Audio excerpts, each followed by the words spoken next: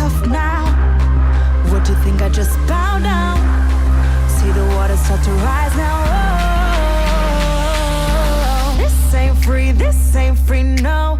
This ain't free, this ain't free, no. This ain't free, this ain't free, no. Whoa. Y'all think this easy? Y'all think I'm pretty? Don't think I'm sleazy. Don't think I won't blow you up. This ain't free, this ain't free, no. This ain't free, this ain't free, no. This ain't free, this ain't free, no. No price that's high enough for me. Brought a stack back, baby, got a fat back. Brought a stack back, baby, got a fat back.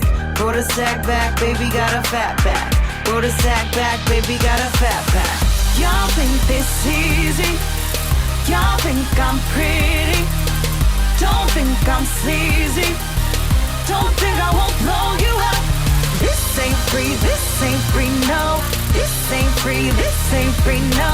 This ain't free, this ain't free, no. No price that's high enough for me. Brought a stack back, baby, got a fat back. Brought a stack back, baby, got a fat back. Brought a stack back, baby, got a fat back. Brought a stack back, baby, got a fat back. Cause you know what I told ya. Oh, you better move over. You gotta treat your lady right and do it all the time. Do it all the time. Do it all, do it all, do it all the time.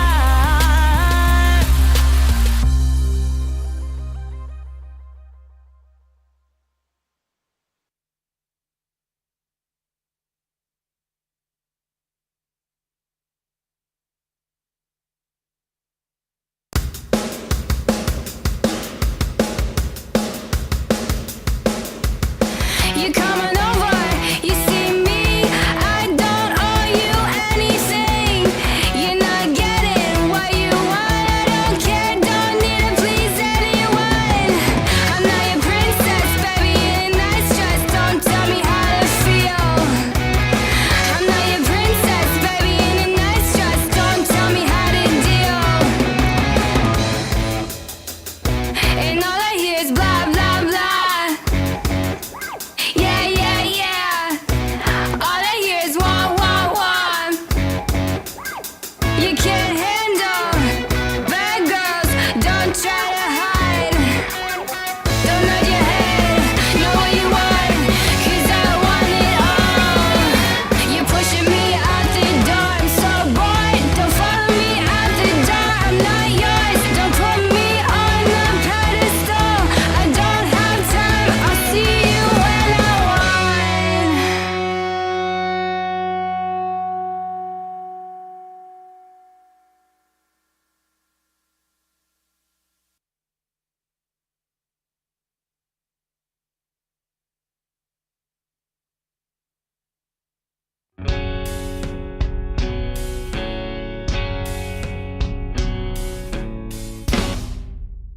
You take me higher, higher, I'm on fire, burning with desire, all nighter, higher, higher. You take me higher, higher, I'm on fire, I'm so addicted to your love. I'm breaking, can't stop shaking, I'm high on your drug. Wanna lose myself in your arms, let the world just fade away. You take me higher, higher, I'm on fire. I'm so addicted to your love. I'm breaking, can't stop shaking. I'm high on your drug.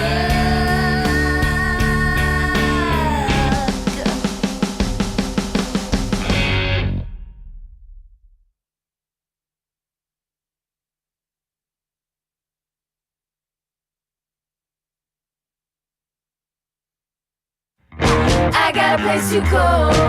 Who's coming with me? Take me around your world. You're taking my hand. Oh no, we don't have a plan. I got a place to go. Who's coming with me? Take me around your world. You're taking my hand. Oh no, we don't have a plan. Oh, here we go.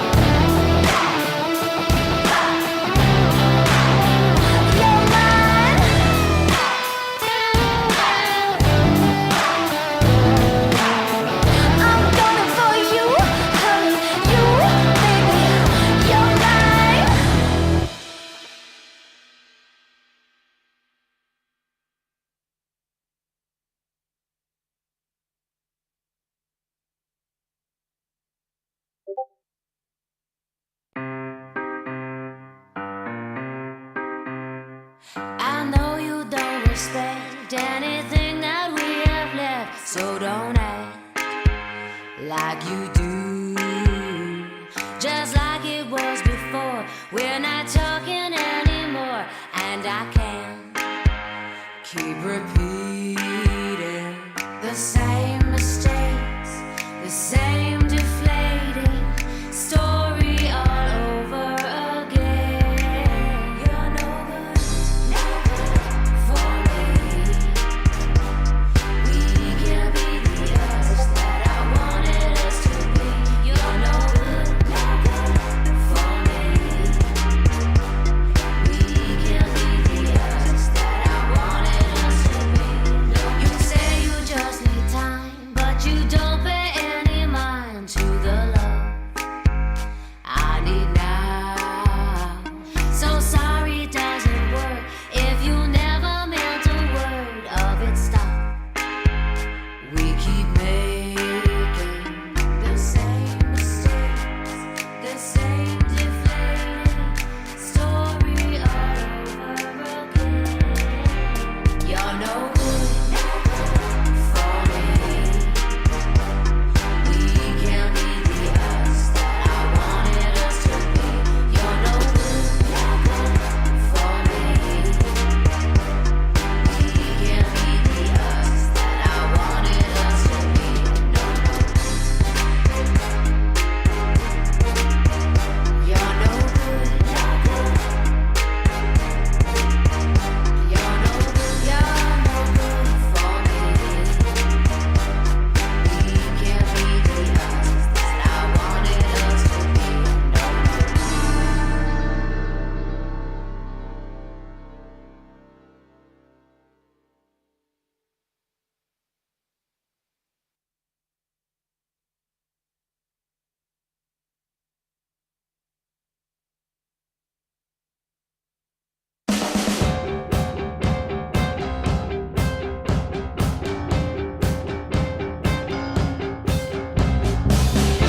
Oh yo, oh yo, oh yo.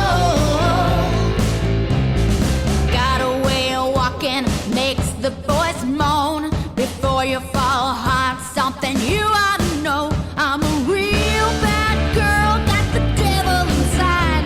Make your toes curl, make your mind run wild. I'm the little secret that you fantasize. So come on, baby, take me for a ride. I'm a keeper. I'm a keeper. Oh yo, oh yo. You're gonna love me, it's a matter of time. I'm a keeper.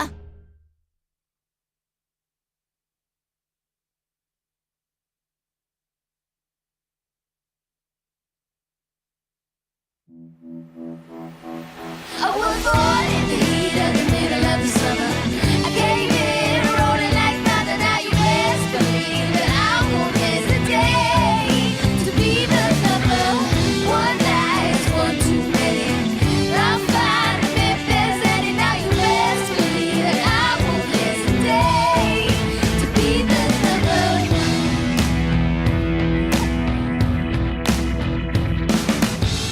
So you wanna be the best? Let me give you a quick test. Just tell me true that nothing's good enough for you.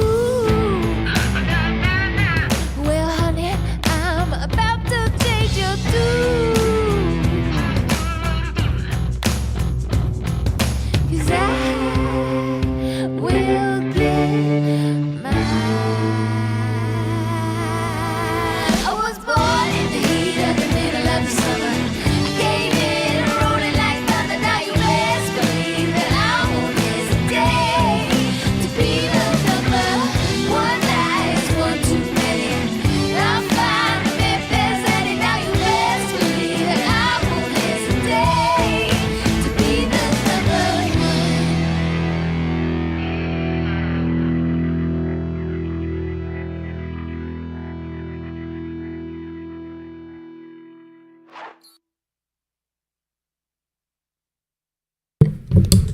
Hey everybody!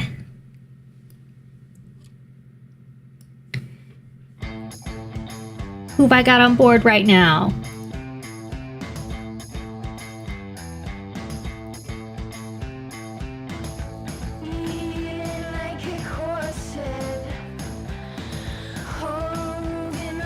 Ooh, hey, Pippino and Katricia.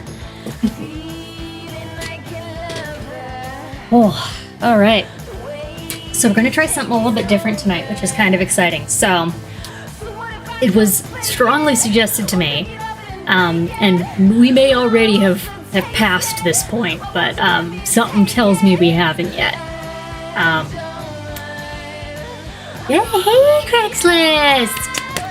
Yay! Cat's Kitten's here. Oh, it's a party. All right. So yeah, so tonight we are adding a drinking game to the reading. This could be ill-advised, but we're gonna try it. So every time, and this is just the first tier because I want your input on what else we should do. So every time they say the word mate, I'm gonna take a small shot. Small one. I will be so drunk by the end of this, I'm sure, but someone said it was a good thing to do on the internet, and so we're gonna try it. And if there is anything else that you think absolutely needs to be a time when we all take a drink.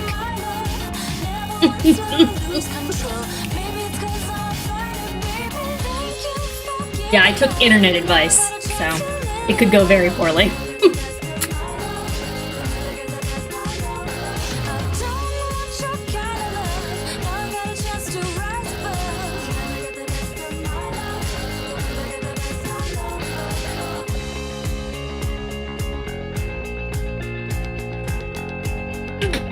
Match is burning down and I don't have my candle close enough. Okay.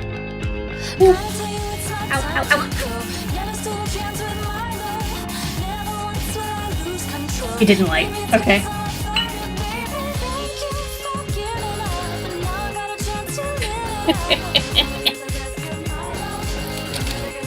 Whew. But yeah, I broke out a special vodka for this. So it is green tea flavored vodka by Green Owl, product of Canada, and it's from the first batch that they ever made, according to the handwritten label on the back. So I don't know how long they've been making this stuff, but we've had it in our pantry for a little bit. Yeah. My partner likes it. Holy moly. That's a sparky candle. Look at that fire. Shit. I got a fancy glass to take the shots out of because I can't find our regular shot glass right now. Which really, I prefer to use a fancy cup anyway because I'm like that. We also only own one shot glass.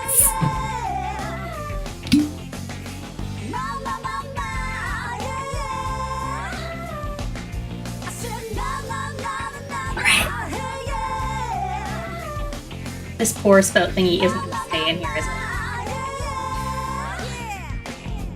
I can dream. I'll hold it when I use it and hope that that's fine. Because that spout's too wide, I think, for me to pour shots out of. Yeah, okay. So yeah, every time they say mate, definitely, we're going to read. We're going to do a shot. See, I already can't speak. And then I'm not sure what else we should do. I'm considering every time they say something like Illyrian wings, or they make some sort of comment about Rassand having his hands in his pockets. Book 1 we would have done every time she said my bowels turn watery, but every time somebody talks about underwear, what do we think? Okay, Trisha, that's okay. That's fun. What day is your birthday? Because it's your birthday week. Vulgar gesture. Vulgar gesture's a good one. Yes, okay. So yeah, so we've got mate, we've got vulgar gesture. Your birthday's tomorrow! Happy birthday!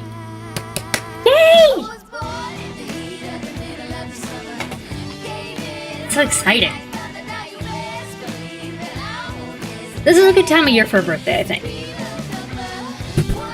It's not like right in the heat of the summer when everybody's like got a billion vacation plans and stuff, and it's also not like in the winter when it sucks. Kayla DeMayo. Ah! Oh, I didn't even think about that. That's perfect.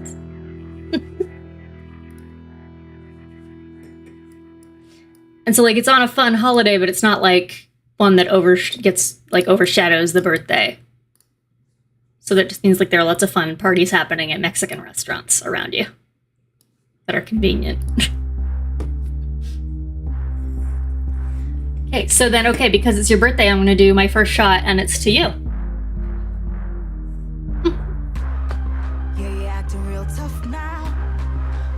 That is half working, okay. That's it, that's all I'm gonna do. Because even that's a lot. I'm worried about that being too much, actually. That seems like a lot. I'm gonna pour some of it out. I'm a chicken, I'm sorry.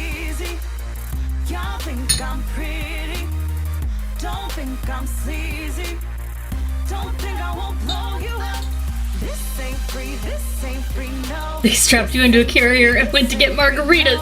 Perfect. I bet your mom wasn't like thrilled that she couldn't go get margs like while she was in labor with you, though. That probably would have sucked. Okay. Hey, Trisha!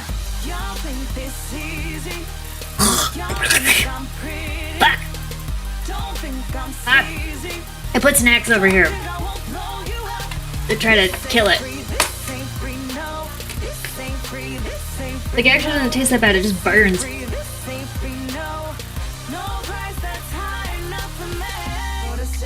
Baby got a fat back. Brought a sack back, baby got a fat back. Brought a sack back, baby got a fat back. Brought a sack back, baby got a fat back. These are just straight up raspberries. I just grab them out of my fridge. I have cookies here too, as per usual. The standard sitting at my desk snack.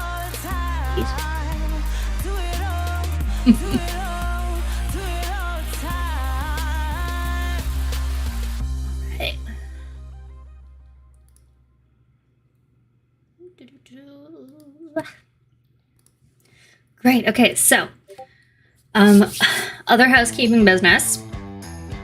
So we've got our fun drinking game we're adding on. If you've got a drink with you, please play along. If you don't, then just have fun watching me get all weird.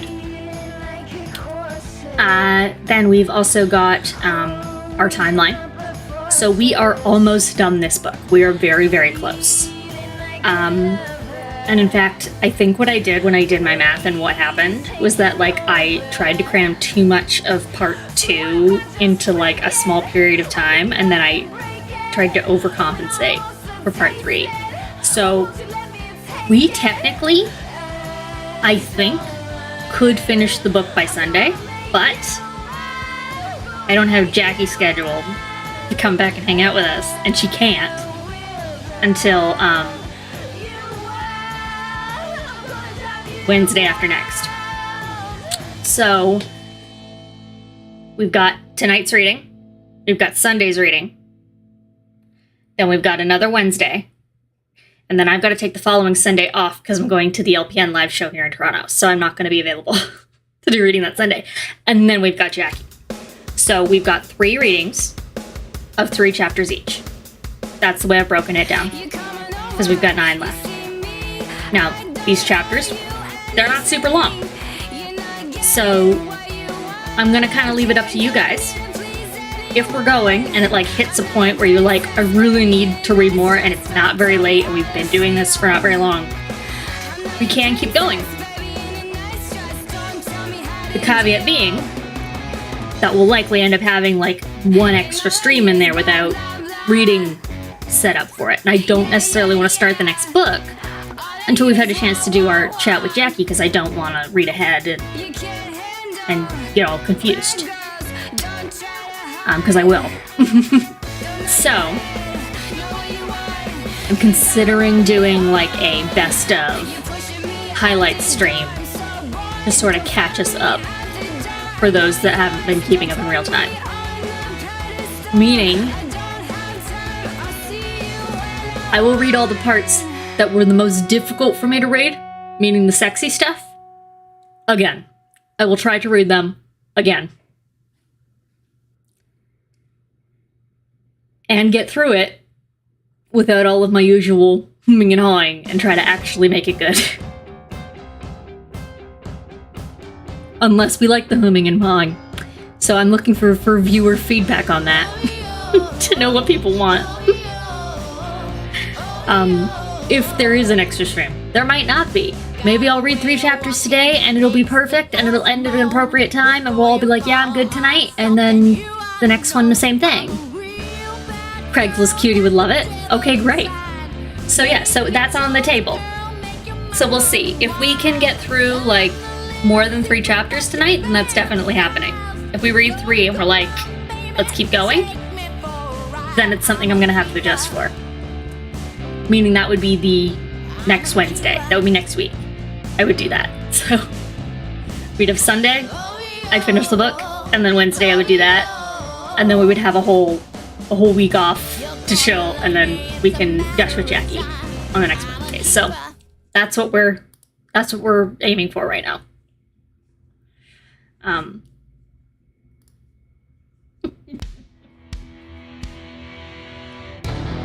And I'll still do the drinking game too, assuming this doesn't go horribly wrong. Oh, you went to the bookstore with your mom, and the only books I found were fuck books, Act Out the Black Dagger Brotherhood, and Bridgerton. I guess you only read smut. Yeah. It's okay. It's like, once you find what you like, you know what you like. Right? And like, I mean, I went through a very smutty phase in high school. Right? But like, what it was for me, and I couldn't even tell you now what the app was. But there was like an app I could get on my phone. This was like early days of like apps having this kind of thing in them and it being like a thing. In fact, I think it was even on my iPod. I think because I didn't have an iPhone. I think it was like app on my iPod that I could. It wasn't Wattpad. I know it wasn't Wattpad because I'd never heard of that until something recently. It was like a native app where like the books were written by like actual like authors, and they were just like, but they were all shitty, smutty books, and they were uploaded on there. So there was like no fan fiction. There was no like, it was all like self-contained like books, like Harlequin romance shit that you would buy, like dime store novel shit that had been uploaded to this app, and you could tell a lot of it was old. And I was just reading all of that in the app. It was like all bad smut. It was great. And there's still one I think about sometimes, not because I think it was sexy, but just because it for some reason stuck in my head. Where there was like this man who like, he became extremely rich, but he had been like horribly poor. He was living in this like dilapidated house with his mother when he was young, and there were rats in the house and he hated rats. And then he met this like peasant woman and they were falling in love, and I can't remember if she was his like servant. I think she like became his servant or something. Like that was part of it. And like part of her culture was that she would do tattoos. Because of course that's part of her culture. I think she was meant to be like a Romani or like a gypsy woman. And he just like let her just straight up just tattoo him with whatever. And she tattooed a rat on him, not knowing that that was the one thing he hated more than anything in the world. And it was such a dramatic moment. And it's like not even sexy. It's like it's nothing. And he was just like, I fucking hate rats. And I was just like, you fucker. Because I didn't like the guy, but it was still a really horny book. Which, I mean, hey, it seems to be the way that it is. Like, I don't like this guy, but fuck. Although, I did mention this in chat a few times recently, so some of you may know, that I have decided, officially, and not just like me making an agreement with myself, I have fully forgiven Rasand. Reese is forgiven after chapter 55. Chapter 55 is going to be the big one. I will definitely, if we're doing the rereading of all of the sexy smutty bits, I will reread that one. Because I don't even need to think back. I'm like, that's chapter 55. Because I feel like after all of that, we got our final explanations. We got the last little puzzle pieces that I was going to need. Just like how they were like, he's asking all of the final questions before she makes her decision. He asked all the final questions. I made my decision. So I've forgiven him. We're okay. We're okay now. Rectified. Especially now knowing, like, okay, the mate thing. Like, in book world, I can forgive this. It's fine. So I'm cool. And I still have a lot of sympathy for Tamlin, though. Tamlin sucks. But I have sympathy for him. For sure. I'm not ready to write him off yet. And what I would like to think would happen is that there would be a redemption arc for him. It would be like a good, like, fixing of his, healing of his trauma. And then maybe he would be good for Elaine. And I'm only saying that because she's very sweet and likes the party planning and would probably like to be living in the fancy house and that whole thing. And she just like growing stuff is her thing, and like the flowers, and that's very spring. Right? And so I don't know. You will always love Tamlin and you don't care who knows. Right? Like I can't fully write him off, because like even when we were saying in our chat before with Jackie last time, with Jackie and Lexi, was that like he did the fairy hit, right? The big outburst of anger, and yes, he does have a lot of that because he's got a lot of trauma. But at the same time, like I still now fully don't understand what that unleashing of power like means, right? Because yes, the room was destroyed, but would it have hurt her if she hadn't shielded herself? The implication is yes, but we don't know that, because was it directed at her? No. And so I don't know, because it's magic, right? It's very different. So yeah, there are lots of things there that I'm kind of like, if I can forgive Reese, I can forgive Tamlin for some of it. For sure. If we get some more context and we get a little bit more explanation, I think I can come around. So I'm not writing him off. I'm not writing him off. And I think Elaine might be the good fit there. And she doesn't have to marry this terrible man that we haven't even met, and we're judging purely on just how much he hates fairies. We just don't like him. So I'm like, no, I don't like this man. His dad, evil, immediately. I don't care what they tell me. His dad, evil man, bad man. Don't like him. Bad man. The son, I have a lot of sympathy for people who have bad fathers. I have hope for him. Because like, and you know, all dads are bad. Speaking of that, mini update for you. So I mentioned before, Ewell, whatever. That family member, remember what we just said, all dads are bad. That family member who I had some information off about. The Canadian Anti-Hate Network, the Canadian Anti-Hate Network got back to me, which was good to hear, and they are taking what I've sent in seriously, and will be monitoring. So that was good to hear, that I wasn't crazy and just taking it all very personally. And they were like, you know, unfortunately, a lot of people are in similar boats, and we appreciate that you've brought it to our attention. So, good for you. Thank you. Yeah, so that happened. Oh, it was very difficult. But yeah. So, I mean, I'm gonna couch all of this very carefully for you guys. So there's a media company that thinks that they are mavericks of multimedia. They think that they are mavericks of multimedia. If you get what I'm saying. Their name may be tied to that a little bit. So if anybody's looking for what kind of a badman I'm talking about,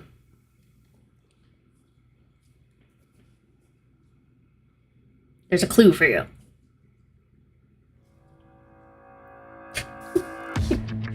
And maybe you'll find a YouTube that you might want to report.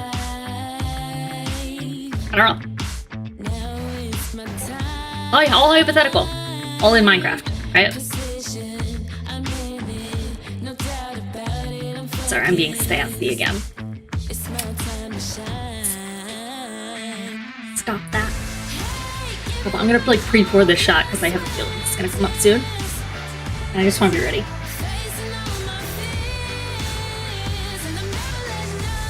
I said tiny shots. I'm not gonna do any more than that because even that I'm like, oh fuck, that's gonna be a lot.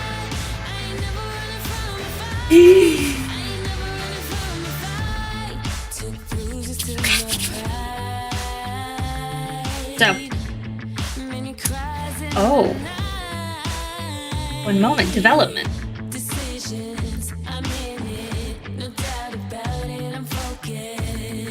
Send things.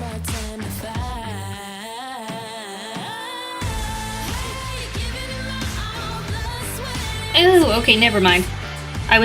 That's actually very cute. My grandmother just sent me a text message, a photo. The Queen sent her a letter. On the occasion of my grandparents' 60th wedding anniversary. That was a few months ago. But she got a certificate from the Queen. How nice. They got one for their 50th too. So 60 years is a long ass time. So good for them. Their secret? They don't sleep in the same room anymore, and they haven't for the whole time I've been alive, so at least the past 25 years. 27. Fuck, I'm old.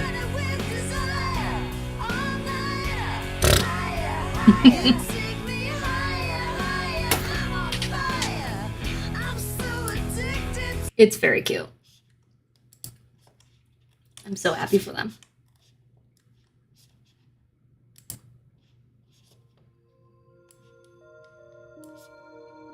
I've already been with my partner for 10 years, but he has not married me yet, and therefore it does not count towards getting a letter for the Queen.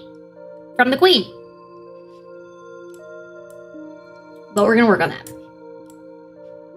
We got Nashville plans, baby.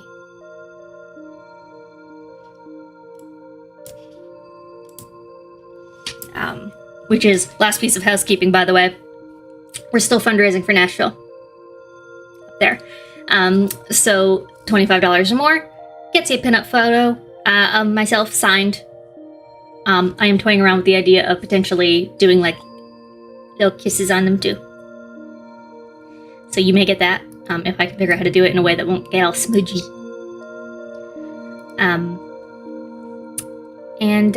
Yeah, you can see an assortment at dottiechampagne.ca, which is my website, or we can chat about just sending you off something from my collection that you prefer to what I've got posted there, but I got some of my best ones up there. So yeah, you can always troll my Instagram and be like, I like that one, and then I'll send you the high-res printed copy. So yeah, you can do that by going to bit.ly/dottiedono, or the link that comes up in chat every 15 minutes or so, or when I do this. When I do this. There we go. So yeah, that's there for you. And without further ado, and while you ruminate on that, I am going to get started on chapter 61. Now, brief reminder before I start reading here is that they were just about to go off to Hybern after a very cute moment when Roose was basically like, because Feyre had like defended Valaris from the Ator attack and all of that stuff, and she full on just destroyed the Ator, just fucking killed that son of a bitch. I was just so proud of her. Yeah. So she did that, and Reese was like, And she was all concerned he was gonna be like mad that she didn't go back to the townhouse and everything. But he was like, no, like, one, you were a hero and that's awesome. Because he's such a fucking wife guy. And two, he's like, you're your own person and you make your own choices. You did before and you're going to now. Mate or no, you do you, girl. Which is a big part of why I forgive him. So they had that cute moment and then she was like, okay then, we're gonna go to Hyper. Because he can't go in with her. That's the big thing, is like, he's too much of a target. Like, they can track him too well or something like that. And so, he can't go in with her. He's gotta stay out, and she's gotta go in on her own. So they are about to go in. They're gonna go do their travel. The travails. They're gonna go get in, and they're gonna try to destroy the cauldron, because they've got both halves of the book now.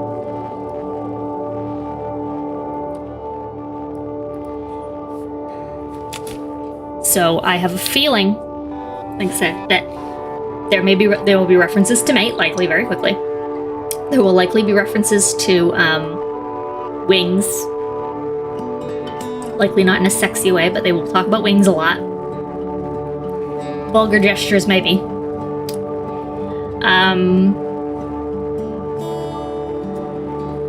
And definitely.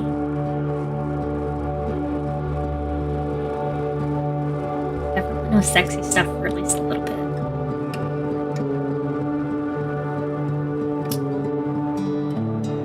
Okay, I scrolled back just one page just to try to remind myself where we were. So yeah, he gave her his mother's ring, the ring that she stole from the Weaver. And she was basically like, I can't wear it when we go there because I don't want them to know that we're together, because they could use that too. Against you. I don't know how they could use it against him necessarily, because it's kind of like they're gonna want to get her anyway. I don't know. I'm sure it would matter. And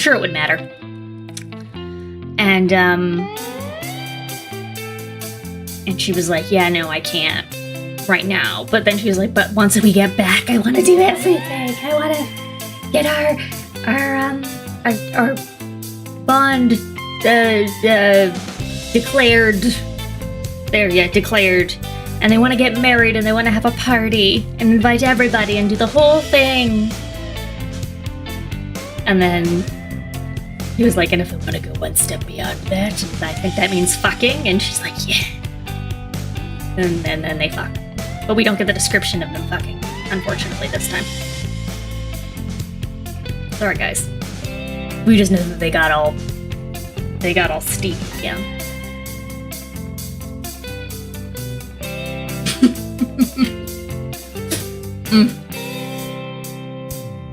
They have no idea that she has the powers or that she's on Reese's side. Very important info to keep close to your chest. Yeah, I suppose.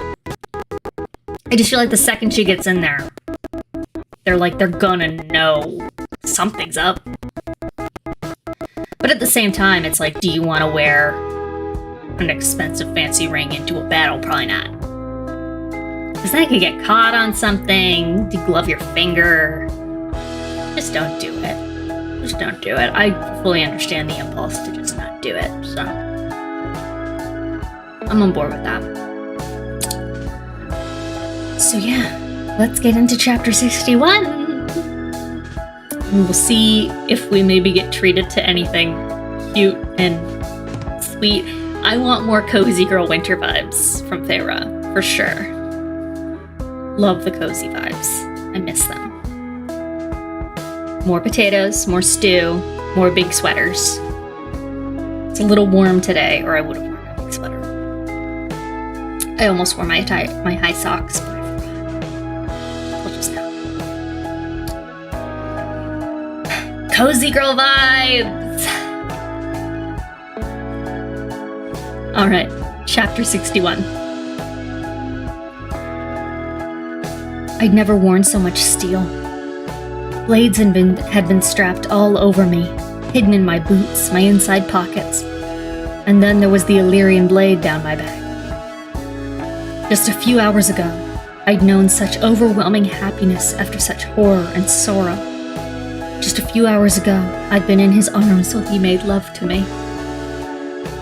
And now, Rasan, my mate! And High Lord and partner. Okay. Immediately, we're not even a fucking paragraph in, guys. Fuck!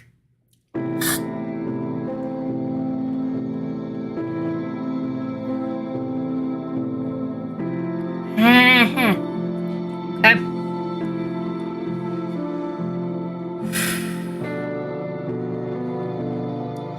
We're 2 shots in.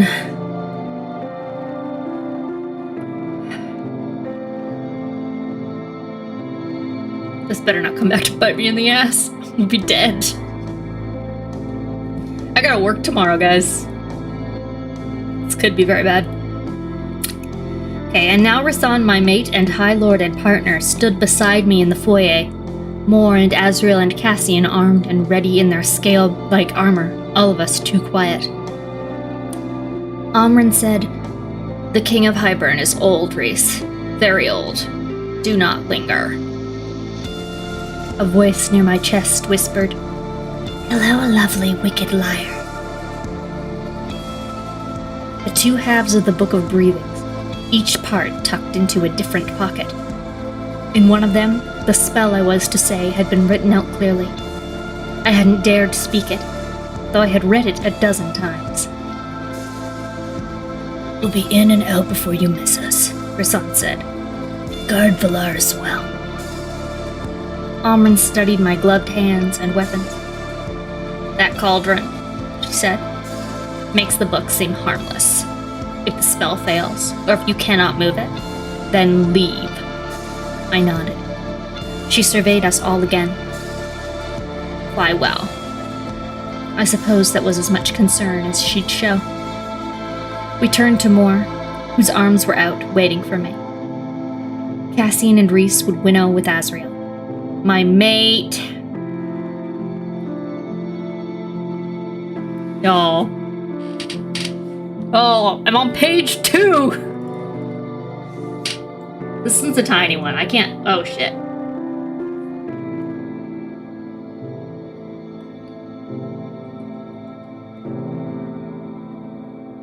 It's tiny on purpose because I can't. I can't. Look at. Wimpy. It's wimpy. I can't. Okay.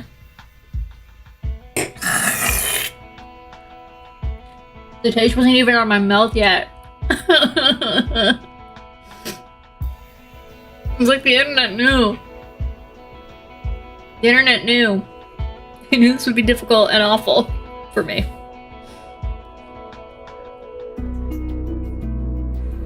Okay. Cassian and Reese would winnow with Azriel. My mate dropped off a few miles from the coast before the Illyrians found Mor and me seconds later. I moved toward her, but Reese stepped in front of me, his face tense. I rose up on my toes and kissed him. "I'll be fine. We'll all be fine." His eyes held mine through the kiss, and when I broke away, his gaze went right to Cassian. Cassian bowed. "With my life, High Lord. I'll protect her with my life." Reese looked to Azriel. He nodded, bowing, and said, "With both of our lives." It was satisfactory enough to my mate.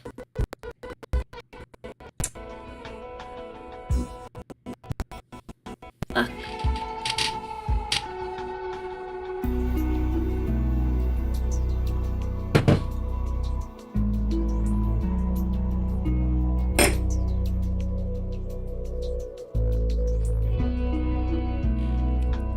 Why'd she say you so much?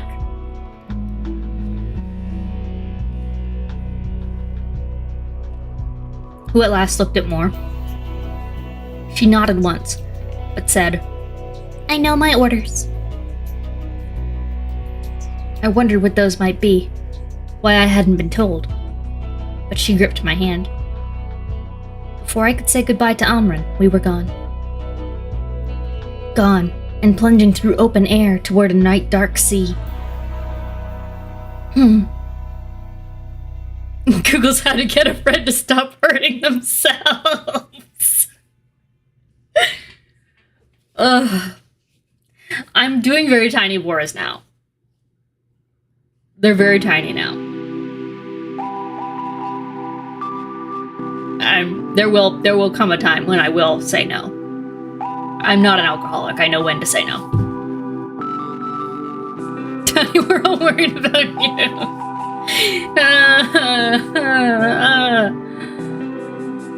Why don't you take a seat? Okay. Oh, God. I made choices. I made choices!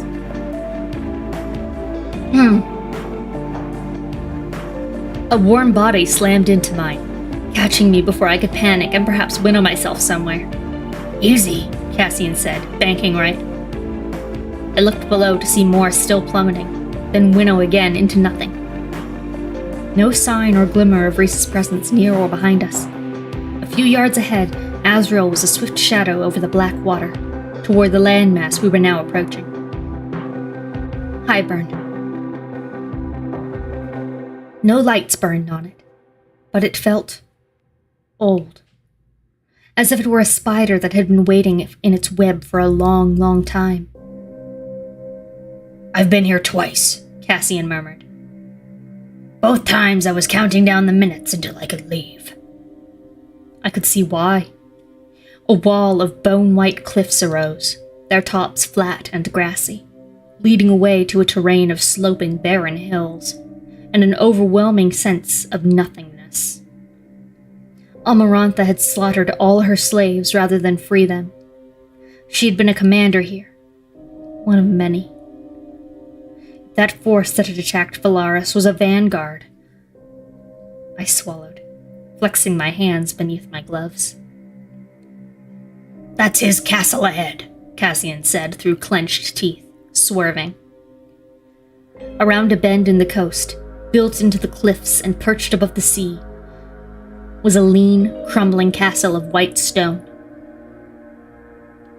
Not imperious marble, not elegant limestone, but off-white, bone-colored. Perhaps a dozen spires clawed at the night sky. A few lights flickered in the windows and balconies. No one outside, no patrol. So are we to assume that this is made out of bone, then? Hey, Carla! You missed. I've had to do a lot of drinking already, and we're barely an hour in. I think we're maybe on page 4? Every time they say the word mate, I have to take a shot. It's great? Question mark. Yep. Where is everyone? Guard shift. They'd planned this around it. There's a small sea door at the bottom. More will be waiting for us there. It's the closest entrance to the lower levels. Oh, goodbye. See you tomorrow. Yeah. Yeah. Yeah, I might die. It's gonna be fun. I know my limit. I know my limit.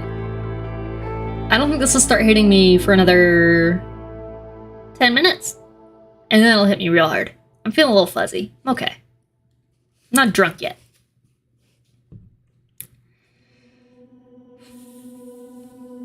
I'm assuming she can't winnow us in. Too many wards to risk the time it'd cost for her to break through them. Reese might be able to, but we'll meet him at the door on the way out.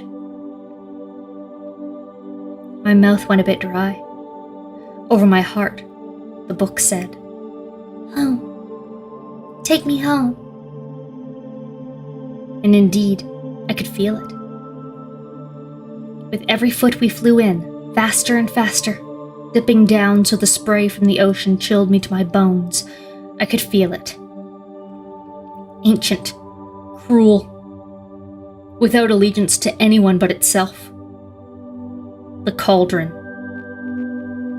They needn't have bothered learning where it was held inside the castle. I had no doubt I'd be drawn right to it. I shuddered. Easy, Cassian said again. We swept in toward the base of the cliffs to the sea door before a platform. Moore was waiting, sword out, the door open. Cassian loosed a breath, but Azriel reached her first, landing swiftly and silently, and immediately prowled into the castle to scout the hall ahead. Moore waited for us, her eyes on Cassian as we landed. They didn't speak, but their glance was too long to be anything but casual. I wondered what their training, their honed senses detected. The passage ahead was dark, silent. Azriel appeared a heartbeat later. Guards are down. Guards are down. There was blood on his knife. An ash knife. Oh, that was Azriel. Shit. Oh my god. See? Already gone. Guards are down. There was blood on his knife. An ash knife. Az's cold eyes met mine. Hurry. I didn't need to focus to track the cauldron to its hiding place. It tugged on my every breath, hauling me to its dark embrace. Anytime we reached a crossroads, Cassian and Azriel would branch out, usually returning with bloodied blades, faces grim, silently warning me to hurry. They're just killing everyone in this place. They'd been working these weeks, through whatever sources Azriel had, to get this encounter down to an exact schedule. If I needed more time than they'd allotted, if the cauldron couldn't be moved, it might all be for nothing. But not these deaths. No. Those I did not mind at all. These people had hurt Reese. They'd brought tools with them to incapacitate him. They had sent that legion to wreck and butcher my city. I descended through an ancient dungeon, the stones dark and stained. Moore kept at my side, constantly monitoring. The last line of defense. If Cassian and Azriel were hurt, I realized, he was to make sure I got out by whatever means, then return. But there was no one in the dungeon. Not that I encountered, once the Illyrians were done with them. They had executed this masterfully. We found another stairwell, leading down, down, down. I pointed, nausea roiling. There. It's down there. Cassian took the stairs, Illyrian blades stained with dark blood. Neither Moore nor Azriel seemed to breathe until Cassian's low whistle bounced off the stairwell stones from below. Moore put a hand on my back, and we descended into the dark. Home, the Book of Breathing sighed. Home. Cassian was standing in a round chamber beneath the castle, a ball of phalite floating above his shoulder. And in the center of the room, atop a small dais, sat the cauldron.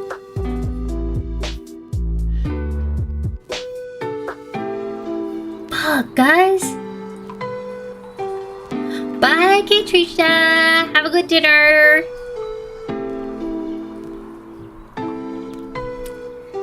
Let's get right into chapter 62, because it's a shorty, and I need to know.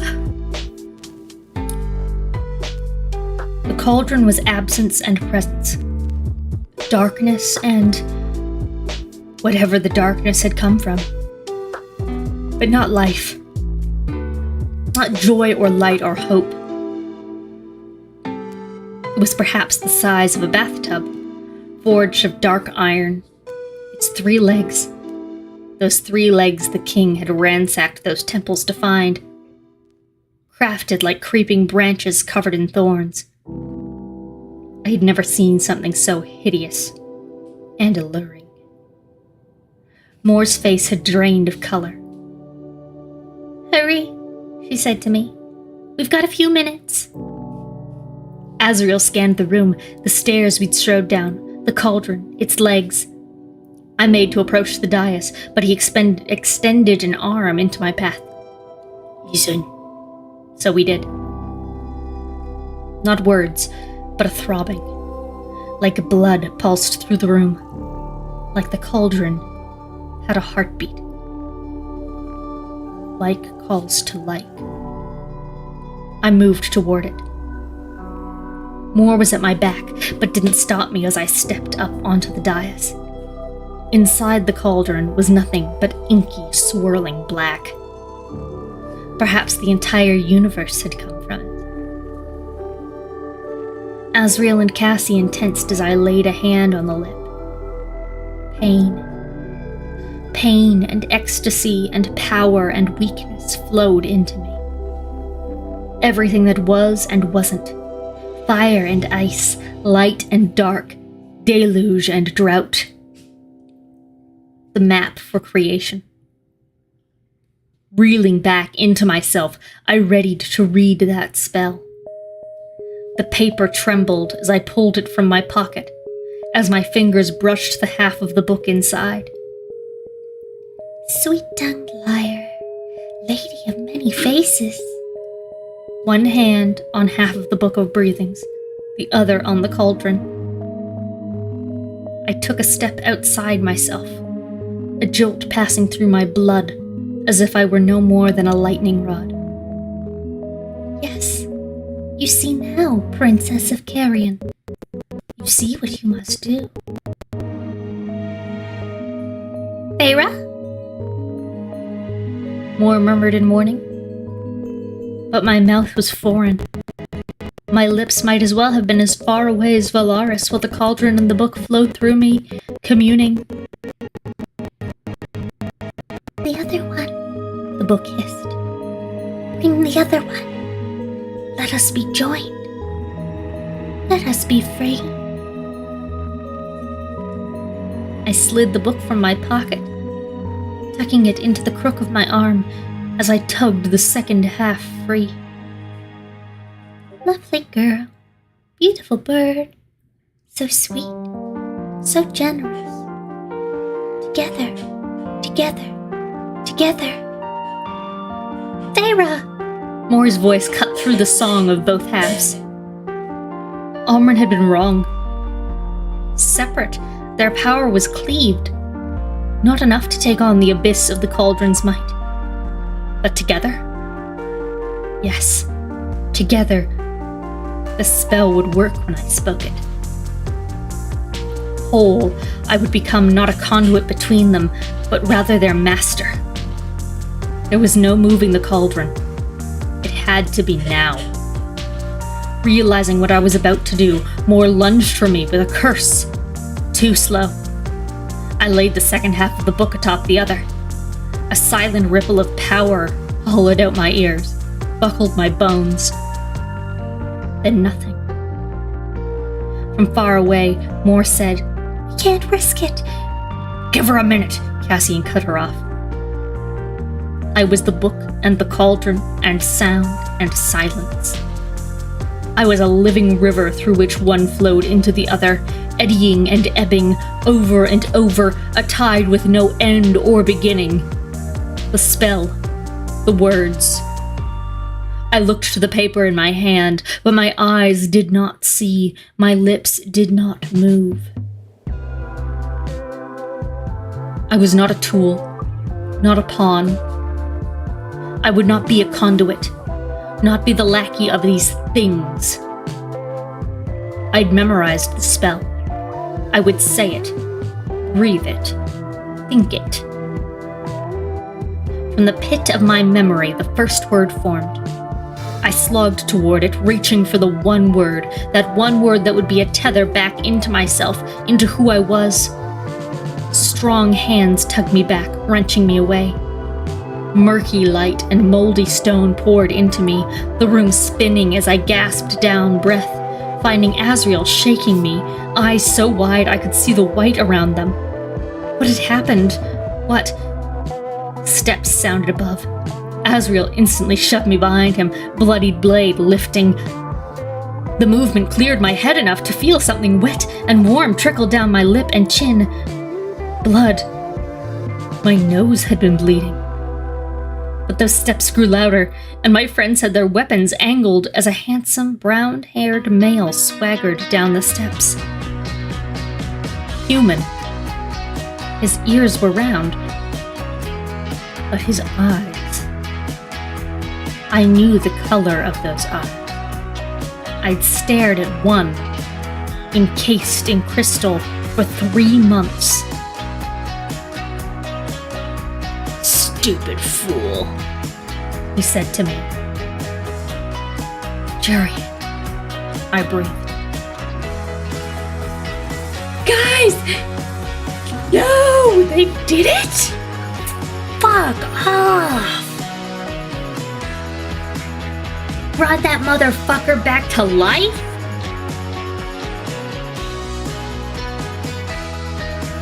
See, they've explained it enough times now that I, by all accounts, should fully understand what's going on with this dude.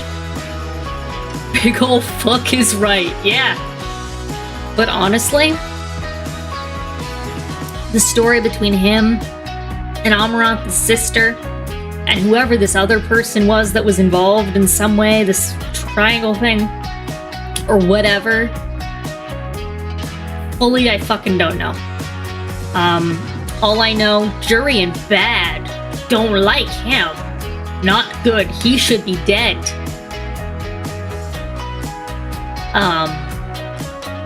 But also Amarantha was bad and she hate him.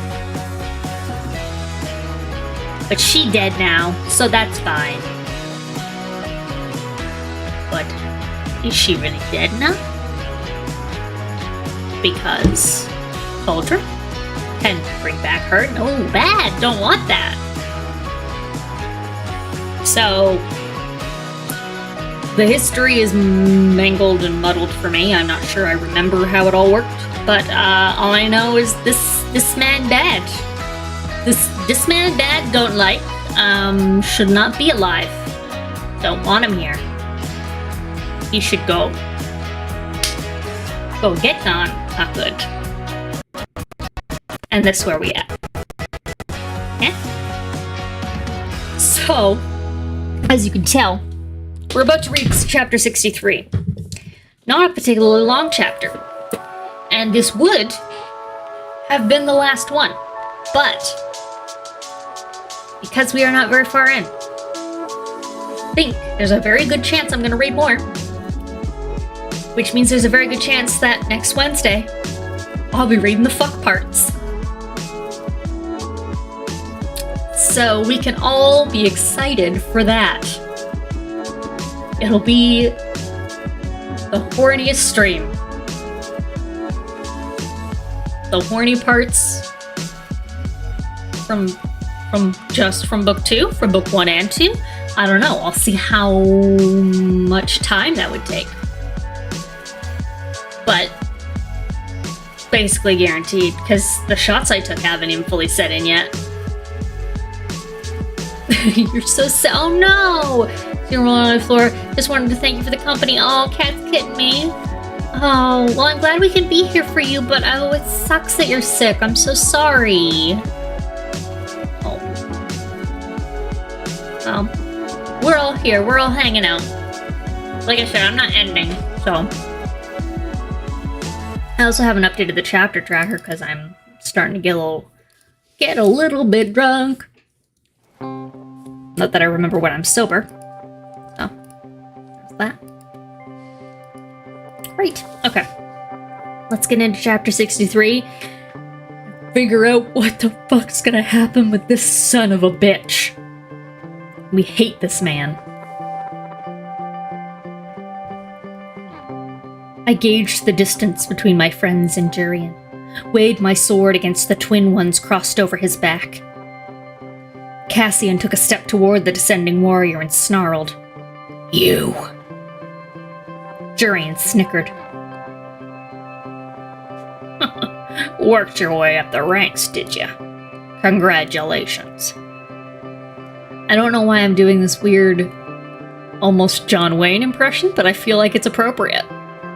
Because John Wayne, also a bastard, Anybody listen to Behind the Bastards? They've been doing a great series on John Wayne. I think they just finished it.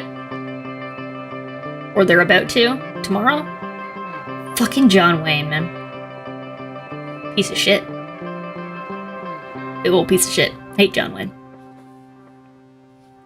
We should watch a John Wayne movie on Saturday at our slumber party. We'll see if maybe I can find some of his worst films and put them on the wheel.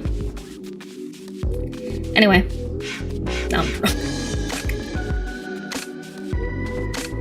I felt him sweep toward us, like a ripple of night and wrath. Reese appeared at my side. The book was instantly gone, his movement so slick as he took it from me and tucked it into his own jacket that I barely registered it had happened. But the moment that metal left my hands... Mother above, what had happened? I'd failed so completely, been so pathetically overwhelmed by it. You look good, Jurian, Reese said, strolling to Cassian's side, casually positioning himself between me and the ancient warrior. For a corpse. Last time I saw you, Jurian sneered, you were warming Amarantha's sheets. So you remember, Rasan mused, even as my rage flared. Interesting. Jurian's eyes sliced to more. Where is Miriam? She's dead, Moore said flatly. The lie that had been told for 500 years. She and Draken drowned in the Erethian Sea. The impassive face of the Princess of Nightmares. Liar, Jurian crooned. You were always such a liar, Morrigan.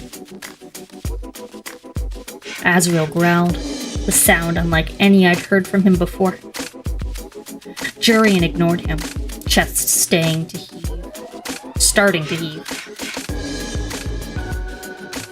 Where did you take Mary? Away from you, Moore breathed. I took her to Prince Draken. They were mated and married that night you slaughtered Clithia. And she never thought of you again.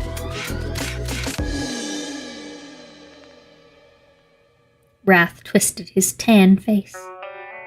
Jurian, hero of the human legions, who along the way had turned himself into a monster as awful as those he'd fought. Reese reached back to grab my hand. We'd seen enough. I gripped the rim of the cauldron again, willing it to obey, to come with us.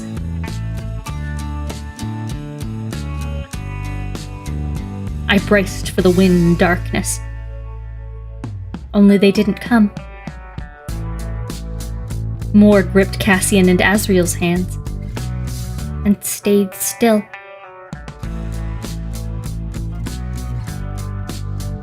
Yes, Carly, yes. So yeah, Draken and Miriam are on that island together with their people, hiding from Durian, yes. Although you've called him Durian, and I do now picture him as a durian fruit. So he's a durian fruit, sounds like John Wayne. That sounds like a bad John Wayne impression that I'm not doing a very good job of doing. Yeah. Perfect. Hopping down the stairs. I'm not very funny. Sorry. I think I'm creative, but not really. Alright. So they can't winnow. They're trying to winnow and it's not happening. Jurian smiled. Rasan drawled, hand tightening in mine. New trick? Jurian shrugged. I was sent to distract you while he worked his spell. His smile turned lupine. You won't leave this castle unless he allows you to. Or in pieces. My blood ran cold. Cassian and Azrael crouched into fighting stances, but Reese cocked his head. I felt his dark power rise and rise, as if he'd splatter Jurian then and there. But nothing happened.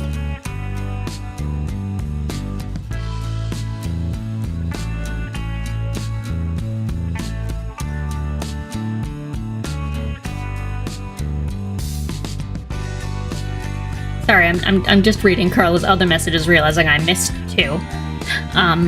So Durian was supposed to marry Miriam, but Drogart, or whatever his name is, and fell in love while fighting together. Drogort. It's Draken. Like the villain from Kim Possible, for anybody who cares. Which is all I can picture, by the way, whenever they say his name, and I don't know anything about him, but he's this, like, gray man in a terrible blue suit with the bad hair.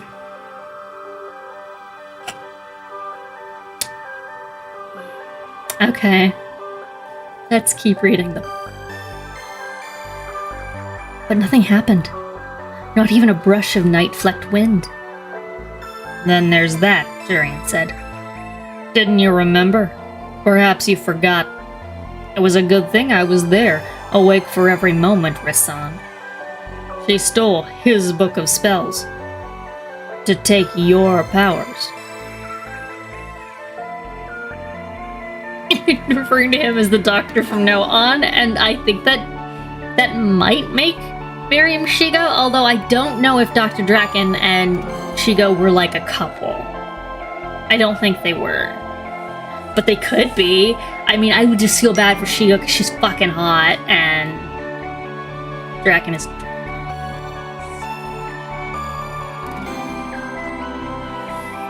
But hey, you know, everybody has their own preferences. Whatever gets you off, good for you.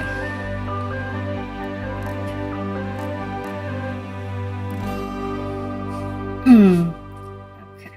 Inside me, like a key clicking in a lock, that molten core of power just halted. Whatever tether to it between my mind and soul was snipped. No, squeezed so tight by some invisible hand that nothing could flow. I reached for Reese's mind, for the bond. I slammed into a hard wall. Not of adamant, but of foreign, unfeeling stone. He made sure, Durian went on as I banged against that internal wall, tried to summon my own gifts to no avail. That particular book was returned to him. She didn't know how to use half of the nastier spells. Do you know what it's like to be unable to sleep, to drink, or eat, or breathe, or feel for 500 years? Do you understand what it's like to be constantly awake, forced to watch everything she did? It had made him insane.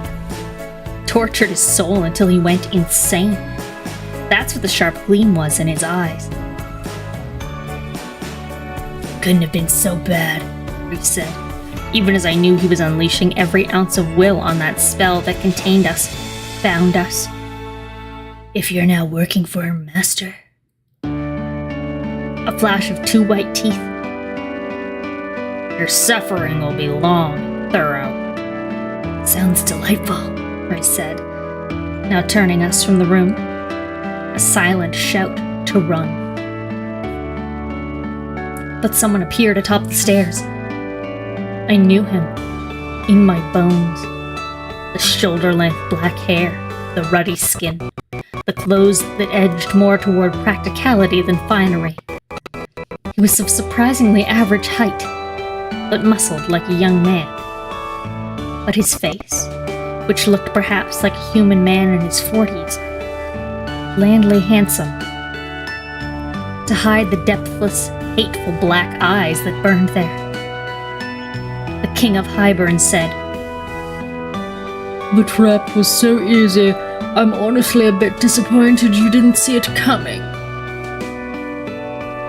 Faster than any of us could see, Durian fired a hidden ash bolt through Azrael's chest. More screamed. We had no choice but to go with the king. The ash bolt was coated in bloodbane that the King of Hybern claimed flowed where he willed it. If we fought, if we did not come with him upstairs, the poison would shoot in his heart. And with our magic locked down, without the ability to winnow, if I could somehow get to Azrael, give him a mouthful of my blood. But it did take too long, required too many moving parts. Cassian and Reese hauled Azriel between them, his blood splattering on the floor behind us as we went up the twisting stairways of the king's castle. I tried not to step in it as Moore and I followed behind, Jurian at our backs. Moore was shaking, trying hard not to, but shaking as she stared at the protruding end of that arrow, visible between the gap in Azriel's wings. None of us dared strike the king of Hybern, where he stalked ahead, leading the way. He'd taken the cauldron with him, vanishing it with a snap of his fingers and a wry look at me. We knew the king wasn't bluffing. It'd take one move on their part for Azriel to die. The guards were out now, and courtiers, high fae and creatures I didn't know where they fit in, who smiled like we were their next meal. Their eyes were all dead, empty. No furniture, no art. As if this castle were the skeleton of some mighty creature. It probably is, because it's made of bones. The throne room doors were open, and I balked. A throne room. The throne room that had honed Amarantha's penchant for public displays of cruelty. Fey lights slithered along the bone-white walls, the windows looking out to the crashing sea far below.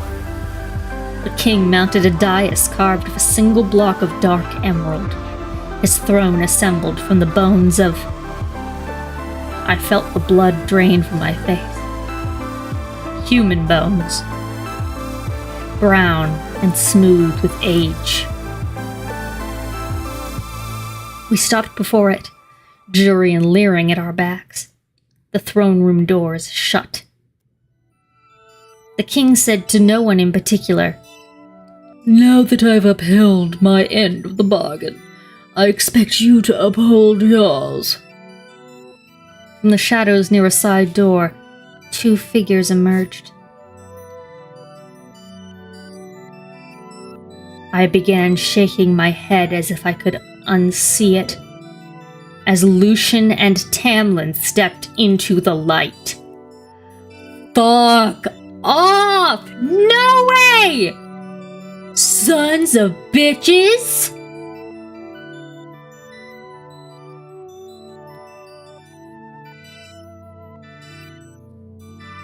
Remember what I said at the beginning of the stream? That I wanted a redemption arc. And remember all of the times that I said that Lucian was just a weenie, and that I can forgive weeniness. Hello, Janik. Fuck, Carla! Oh! Ah! Oh.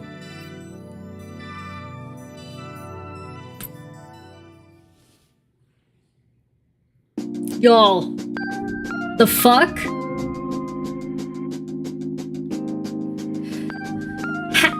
Why? And how? And what for?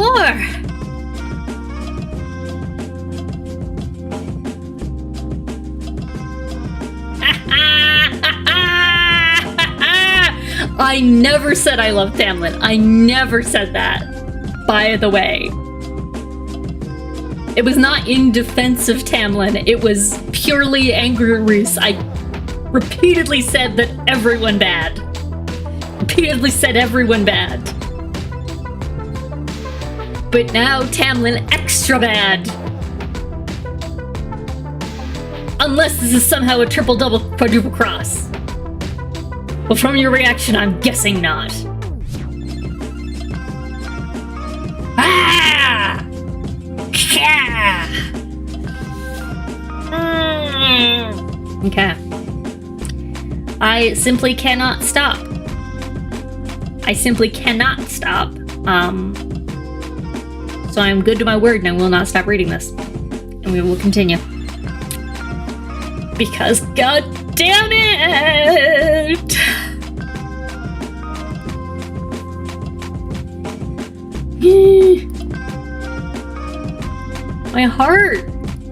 My heart is so broken.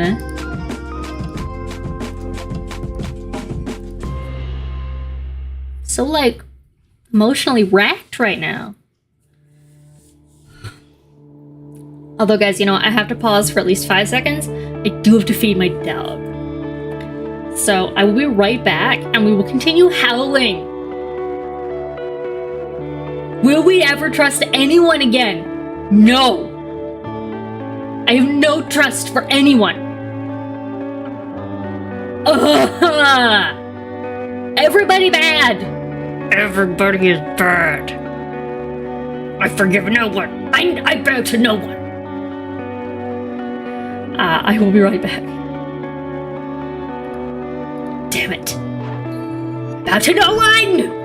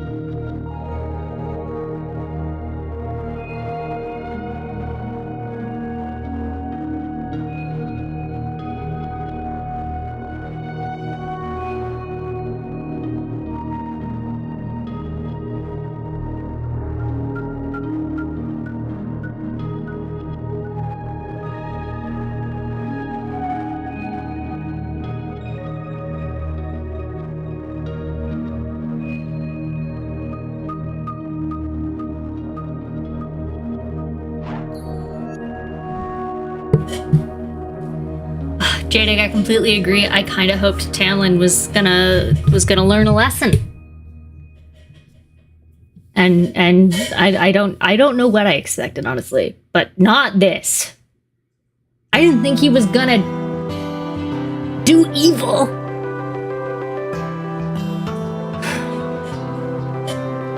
Because, like I said before, Tamlin's dad was bad. He was on the bad side, but that doesn't mean Tamlin has to be bad. I had so much hope. I have so much empathy for people with bad daddies. He's just disappointing me in every turn. And I'm so disappointed in Lucian. I'm like triple disappointed in him. I like him. Not fair. Son of a bitch.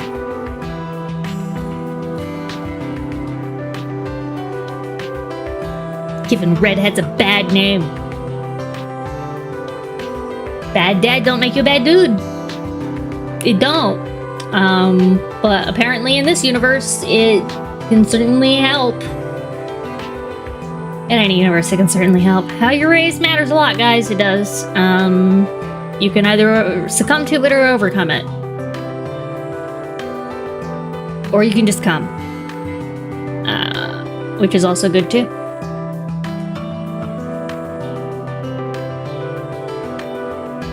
Make sense? No? Not at all? Great. Okay. So we're going to read chapter 64. And we're going to deal with whatever is about to happen here. Because it's not okay. And I am mad. I'm so mad.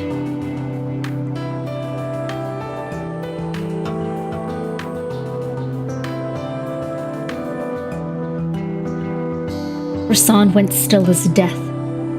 Cassian snarled. Hanging between them, Azrael tried and failed to lift his head. But I was staring at Tamlin. At that face I had loved and hated so deeply. As he halted a good 20 feet away from us. He wore his bandolier of knives. Illyrian hunting blades, I realized. His golden hair was cut shorter, his face more gaunt than I'd last seen it. And his green eyes, wide as they scanned me from head to toe. Wide as they took in my fighting leathers, the Illyrian sword and knives, the way I stood within my group of friends, my family. He'd been working with the King of Highburn. No, I breathed. But Tamlin dared one more step closer, staring at me as if I were a ghost. Lucian, metal eye whirring, stopped him with a hand on his shoulder. No. No! I said again, this time louder. What was the cost? Rasan said softly from my side. I clawed and tore at the wall separating our minds, heaved and pulled against that fist stifling my magic. Tamlin ignored him, looking at the king at last. You have my word. The king smiled. Guys, I kind of forget what Talon's voice sounded like. Guess at it. I took a step toward Tamlin. What have you done? The King of Highburn said from his throne. We made a bargain. I give you over, and he agrees to let my forces enter Prithian through his territory. And then use it as a base as we remove that ridiculous wall. A fucking asshole, that's what Tamlin sounds like. Right, Jadek? This poor girl, like, she did not ask for any of this.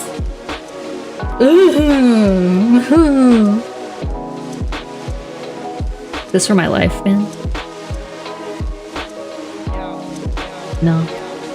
Couldn't handle it. Couldn't handle it.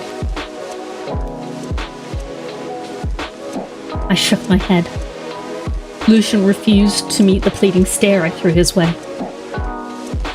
You're insane, Cassian hissed. Tamlin held out a hand. Feyre?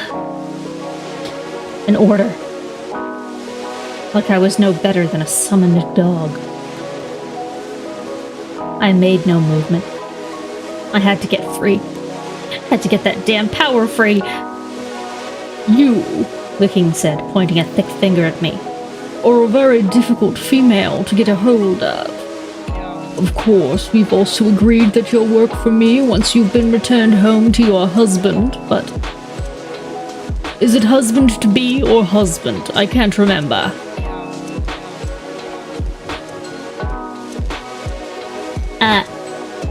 Neither. She left. So, fuck off. Lucian glanced between us, face paling. Tamlin, he murmured. But Tamlin didn't lower the hand stretched toward me. I'm taking you home.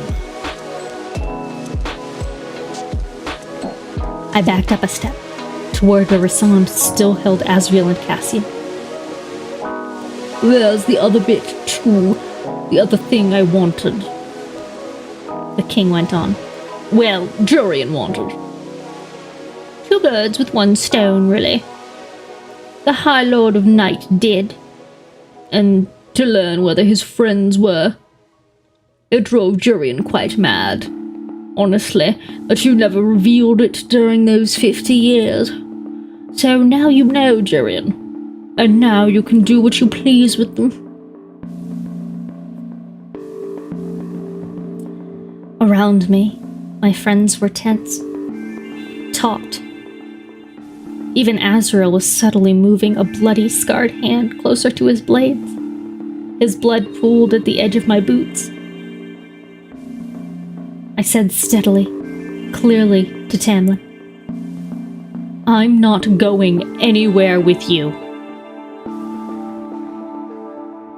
You'll say it differently, my dear, the king countered, when I complete the final part of my bargain. Horror coiled in my gut. The king jerked his chin at my left arm.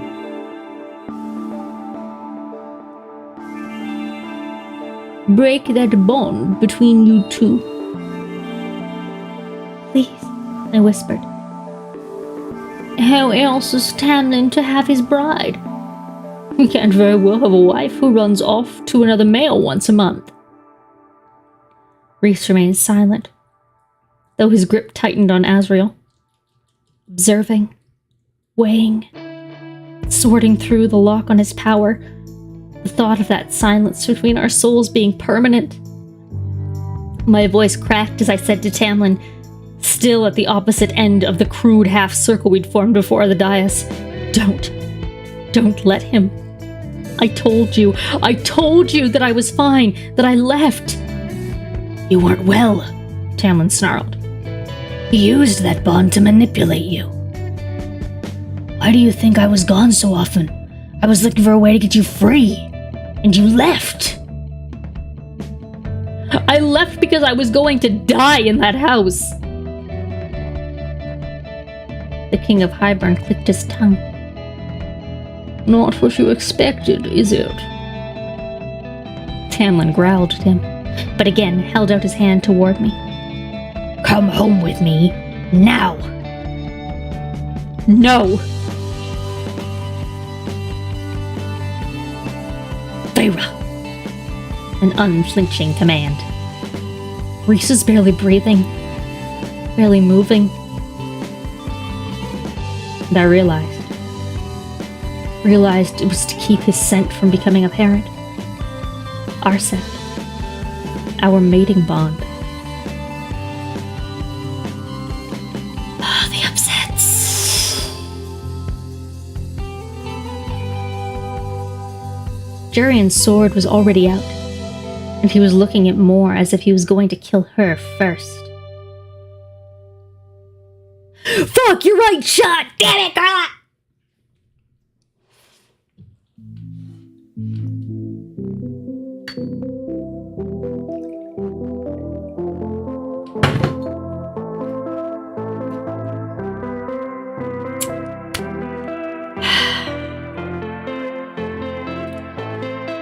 To be fair, it had been 2 chapters.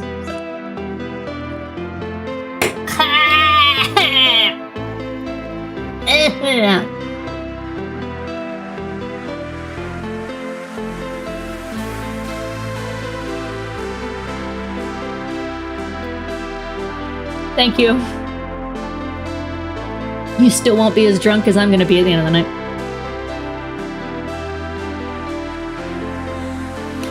Okay.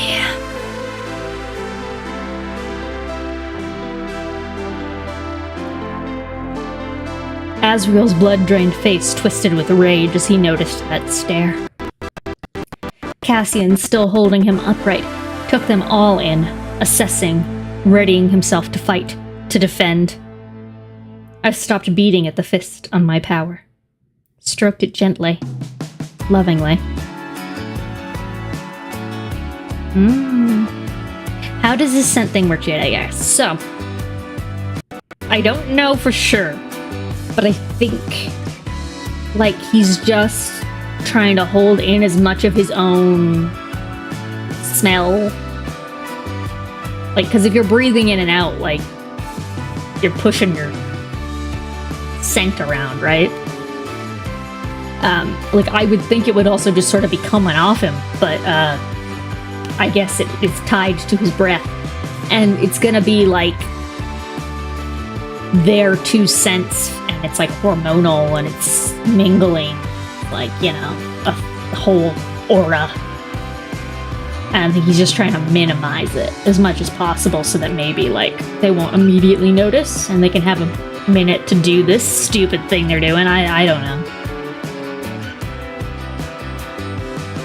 Yeah, like they can smell it, but I don't know why him holding his breath makes it more difficult for them to smell it, but okay. Smell it on your breath? Is that how it is? I hope he doesn't fart. I'm drunk. I usually don't make fart jokes. I don't like them. I don't know why I did that. Okay. So anyway, she's taking a different approach. Instead of fighting the fist that's holding on to her power, she's now trying to be nice to it. See if maybe that helps. I am Fae and not Fae. All and none, I told the spell that gripped me. You do not hold me. I am as you are, real and not. Little more than gathered wisps of power. You do not hold me. Just moving around the same way you smell someone when they walk by you. Yeah. But like you would think that they would also like he would be wafting just by standing there, like a little bit. But I don't know. I don't understand how smells work. I'm not a scent scientist. I didn't go to school for fairy smell.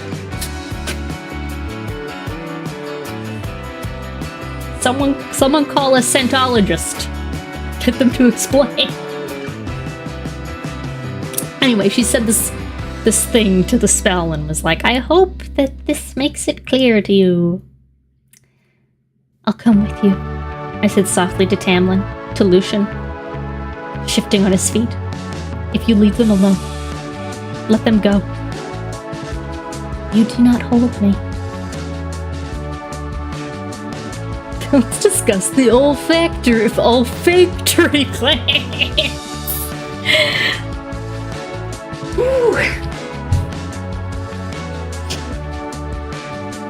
The fist gripping my power relaxed. Vanished. Tamlin lunged for me over the few feet that remained. So fast. Too fast. I became mist and shadow. I winnowed beyond his reach.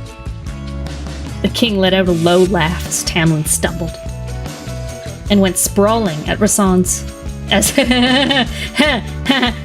sorry, I'm gonna go back and this is funny. The king let out a low laugh as Tamlin stumbled and went sprawling as Rasan's fist connected with his face. Rasan punched him out.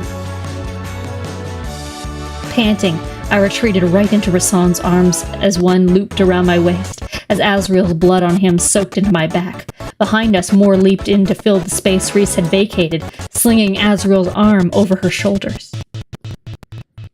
But that wall of hideous stone remained in my mind, and still blocked Rhys's own power. Tamlin rose, wiping the blood now trickling from his nose as he backed to where Lucian held his position with a hand on his sword.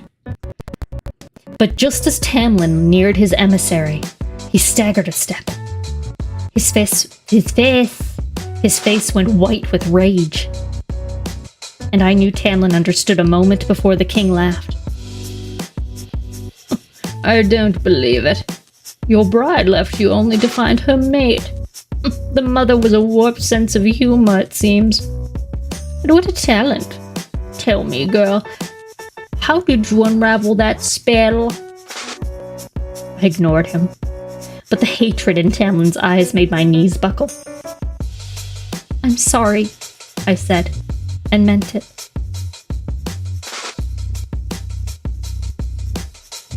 Tamlin's eyes were on Rasan, his face near feral.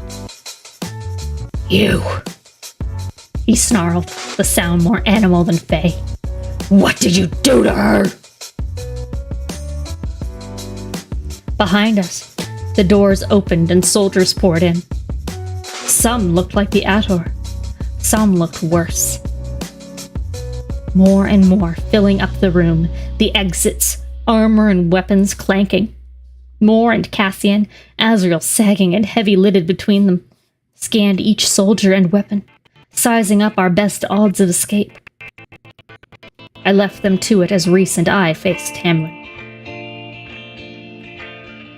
Oh, they said made again. God damn it! It's like I'm ignoring it because I don't. Please point it out because I did make a pact. But also, god damn it.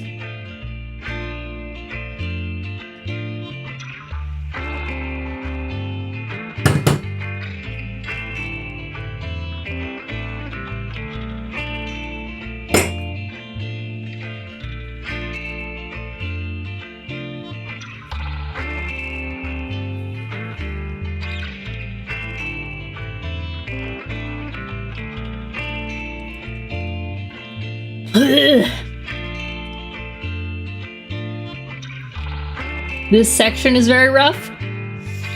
Oh no. Oh no. Okay. Okay. We're almost through this chapter. And then I think I'll stop. Don't die. Thank you. Okay.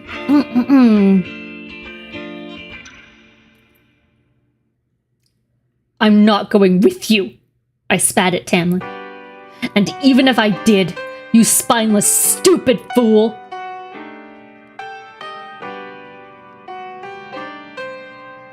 Okay, sorry, I understand now.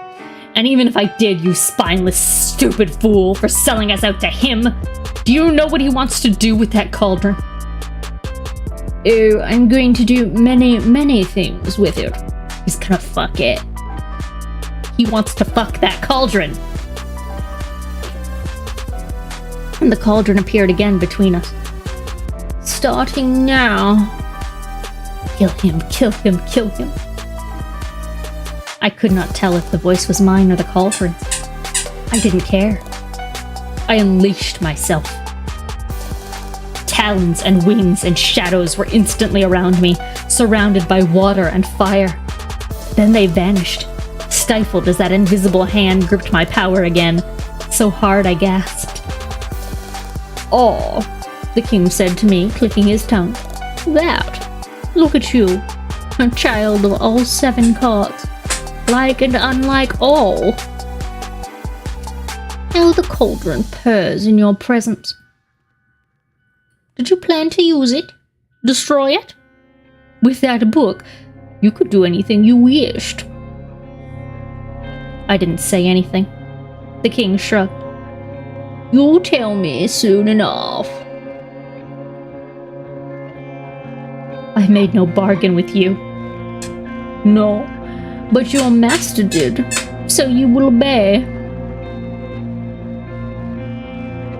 Molten rage poured into me. I hissed at Tamlin.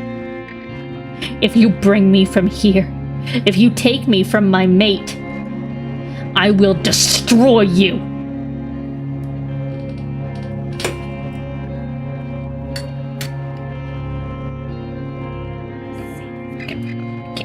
Better fucking word for this shit. And it is gross.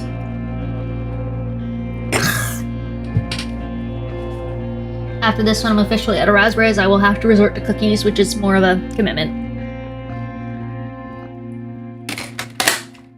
Yeah, don't call Tamlin a master. That's fucking gross, man. Not into that. Not into that.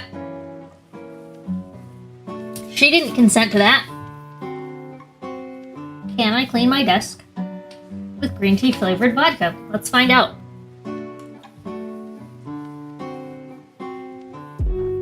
Certainly, for that one little schmutz that was there, that worked pretty well. So, great.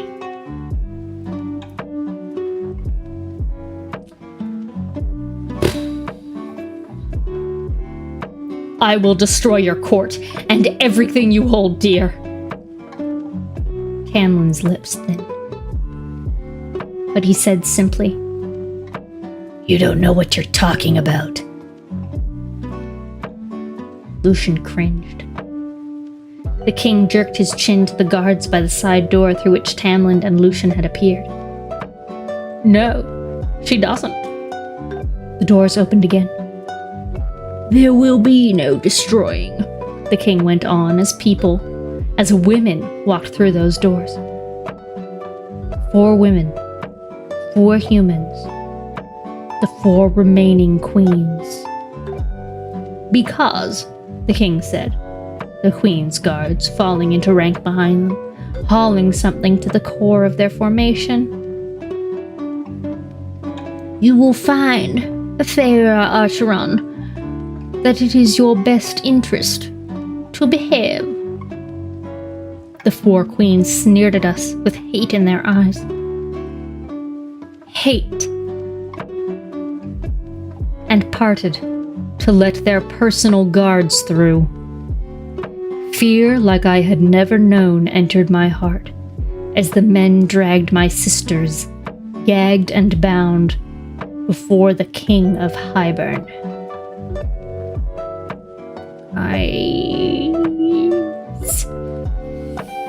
That's the end of the chapter.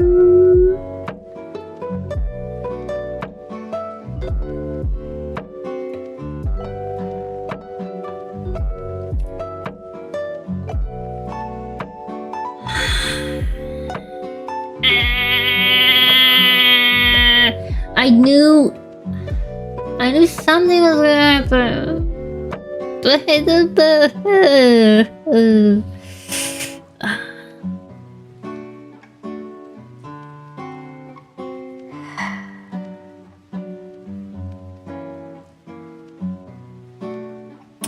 Okay.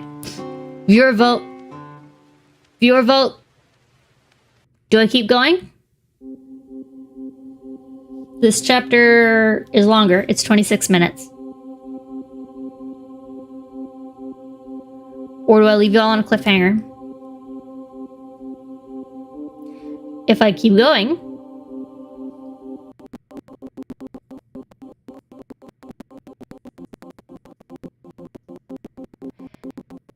then I could get very drunk. Carla's answer is go for pepper. That's great. More than anything, I am concerned because I don't know how many more times they're gonna say mate in this.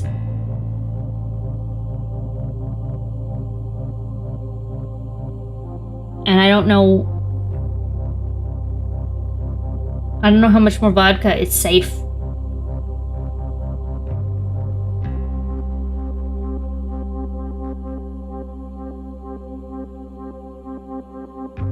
Because I don't feel... I mean, I agree with Carla that go puffer. The shots have been like this. They've been like nothing. So, it's just that it's so frequent. So I can take tiny shots. But also, do people want to keep going? Because we usually do about 2 hours. So, like, we're kind of, like, at what we usually do, but we're not. Like, what are people's feelings? Are we... Like, do we want to hang for another half hour?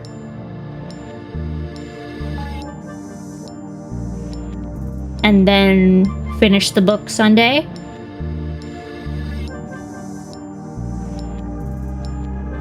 I think that's fair.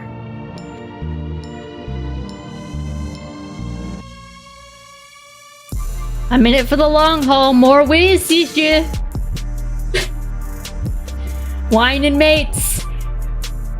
What sounds correct to me. Yes. Okay, we'll do it. Jade did just get here. And I mean, hey, the vodka is just starting to hit me in a significant way, and the sisters are here. And I don't drink this much ever, so this is significant for me. And my partner doesn't get done work till 10:30 anyway. So I'll be fucking drunk when he gets home, which will be fun for him. So I'm sure he will agree. Because I've been drinking mojitos the last couple nights. And although those are dangerous, not as drunk as I'm feeling right now. Because it's a lot of vodka. So, anyway, I didn't complete my thought there. It's fine. We're gonna keep reading. We're gonna read chapter 65.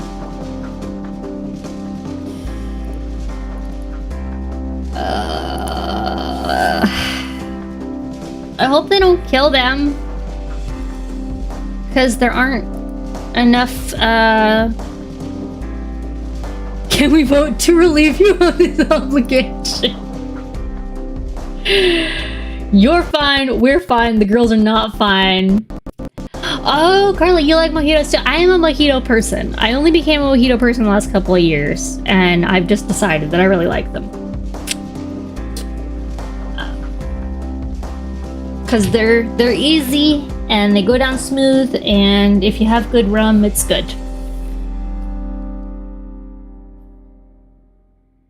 And you can mix lots of different fruits with them to make it different, and it's good. Love mojito. My drink of choice lately.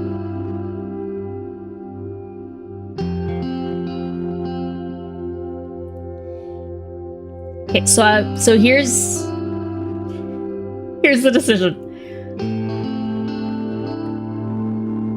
I am partially relieved from the shot obligation. I don't like going back on my words, so I'm not going to fully relieve myself. I will take even smaller shots. If they say mate, not if they say mating bond, not if they say any variation on that. They have to say the word mate. And then it's just tiny. That's it. And if I fall out of my chair, then it's done.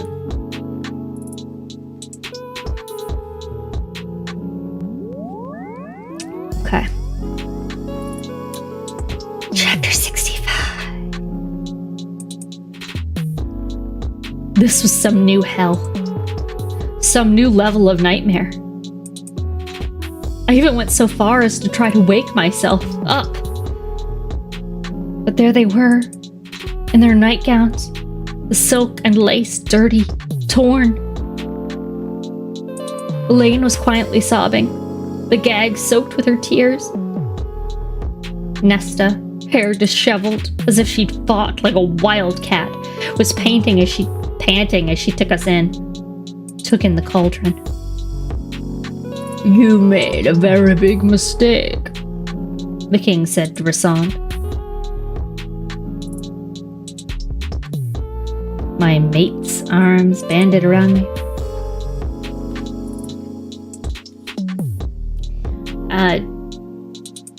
I really like it when people donate, and it would make it all worth it, by the way, since the link just popped up. I'm just saying, it just makes this all easier to stomach. You also don't have to watch me eat a cookie. Sorry, eat a cookie after this.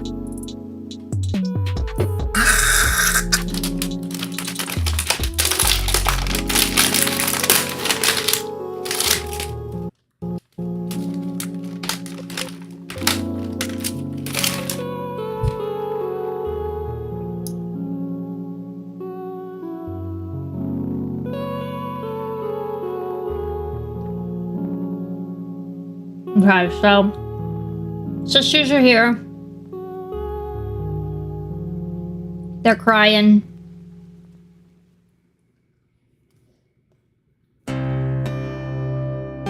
That sucks.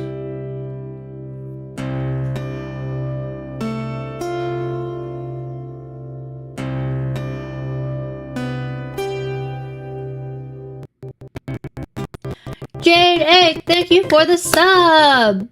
Thank you. That makes me so happy. Thank you.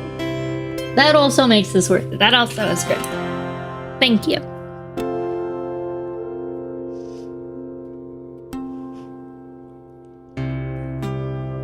Okay. The day you went after the book, I had no need of it. I was content to let it lie hidden. But the moment your forces started sniffing around, I decided who better than to be my liaison to the human realm than my newly reborn friend, Jorin. Yes, that is correct, I am crying. I love that emote, and I use that photo a lot of me with my little teardrops. Oh, my little handkerchief. When the photographer took that picture of me, he was like, now imagine that your prom date didn't show up. Which is literally what happened to me at my prom. I've told the story before. I'm sure a lot of people in this chat have heard it, but for those that haven't, I will stop and depart. This is what happens when I drink. I'm going to depart and I'm going to tell you guys a story. So, my prom, my high school prom, I had, within that school year, been broken up with by my first serious boyfriend that we dated for a year and a half, which is a long time for a teenager. And I was currently dating. Thank you. So anyway, so he dumped me and I was so upset about it. But I had started dating a new guy, that I really liked. Who,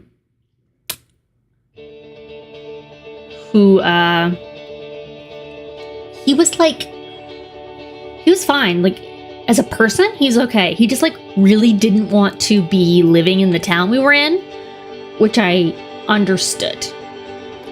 But he wanted to go back to Newfoundland, where he was from. And so he was just, like, not looking to get attached to anything.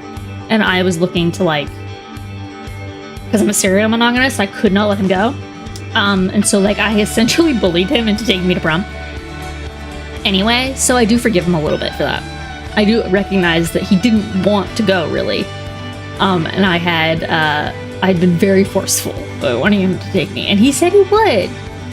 So that's where he messed up, is that he said he would. And then day of, I am getting ready. Because I just so badly just wanted to have a date to prom. Like, I wanted someone to take me. Because I'd been dating this other guy for so long, I was like, I thought I had a prom date lined up. And then after we broke up, I was supposed to go to the prom at his high school, because he went to a different high school than me, because my best friend also went to his school. And then I couldn't go to her prom. Did he have an accent? A little bit of one. Also, funny fact about him, his last name was Jeans, like pants. So I dodged a bullet there. But anyway, yeah, I was supposed to go to the prom at my best friend's high school because she also didn't have a date. She didn't really care about having a date though, but she was like, well, I mean, people are bringing dates, you can come be my date. And then their whole friend group, because they were like attached to him, were like, he thinks it would be uncomfortable if she came, so we'd really like it if she didn't. I was kind of bitter. It probably would have been fucking awkward. It probably would have been a whole thing. I would have been a fucking mess. Let's be real. But I was hurt by that. And so I was like, well, then I want a date to my prom. I want to have a great prom. So anyway, day of, I'm getting ready to go. I remember I was in the bathroom putting makeup on. I had gone to get my hair done. Like, my mom had set it up so that, like, I could go to the hairdresser and the hairdresser would do my hair. It was a whole whatever. And, like, we had to make a special trip to get my dress re-altered because the first alteration hadn't worked out properly. And I was just so excited. Like, I cared a lot.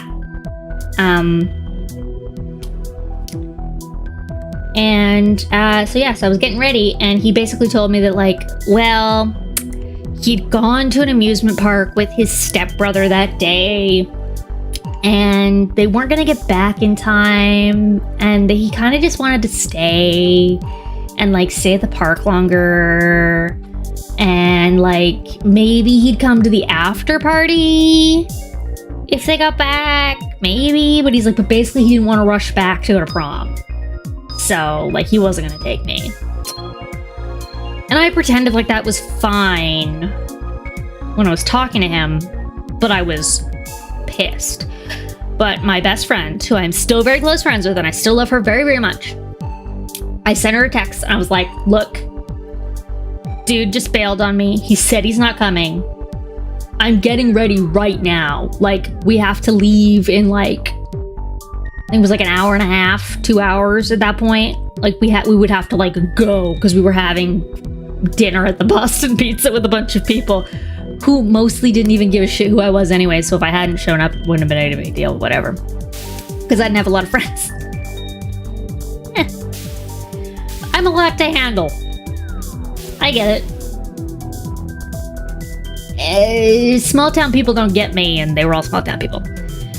Anyway, she showed up for me. Because she actually had, because we had gone prom dress shopping together, and she'd bought a dress when she was with me. And then changed her mind later on and bought a different dress for her prom. So she still had that other dress that she still liked plenty. It just wasn't like the dress, right? So she wore that other dress to my prom with me. So she got to wear both her dresses. She came to my prom because I had the tickets. He didn't have a ticket, so fuck him. I had the tickets. So she came to my prom. She showed up. She just did her hair quick and simple. She threw some makeup on. She put that nice dress on. She came to my prom. She was my date. That was great.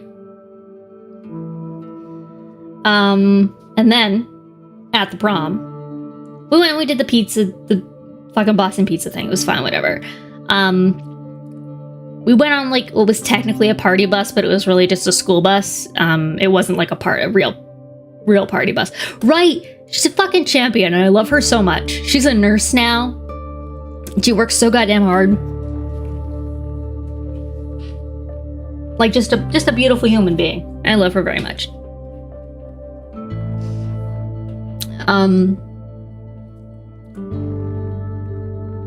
But yeah, so we did that whole thing, and I didn't drink at all. I was a good little girl. So, like, I wasn't getting there to get smashed. I didn't do drugs, nothing. All of us were stone cold sober at this prom. At the shitty little, like, only nightclub in town. But we got to the prom, and you know how they do, like, superlatives, like, most likely to, whatever. And I thought nobody even knew who the hell I was. And I wasn't going to win anything. And it didn't matter. And I just go there. And I didn't have a date. So there wasn't going to be, like, a romantic dance or anything. But I could just dance with a couple of my friends and just hang out.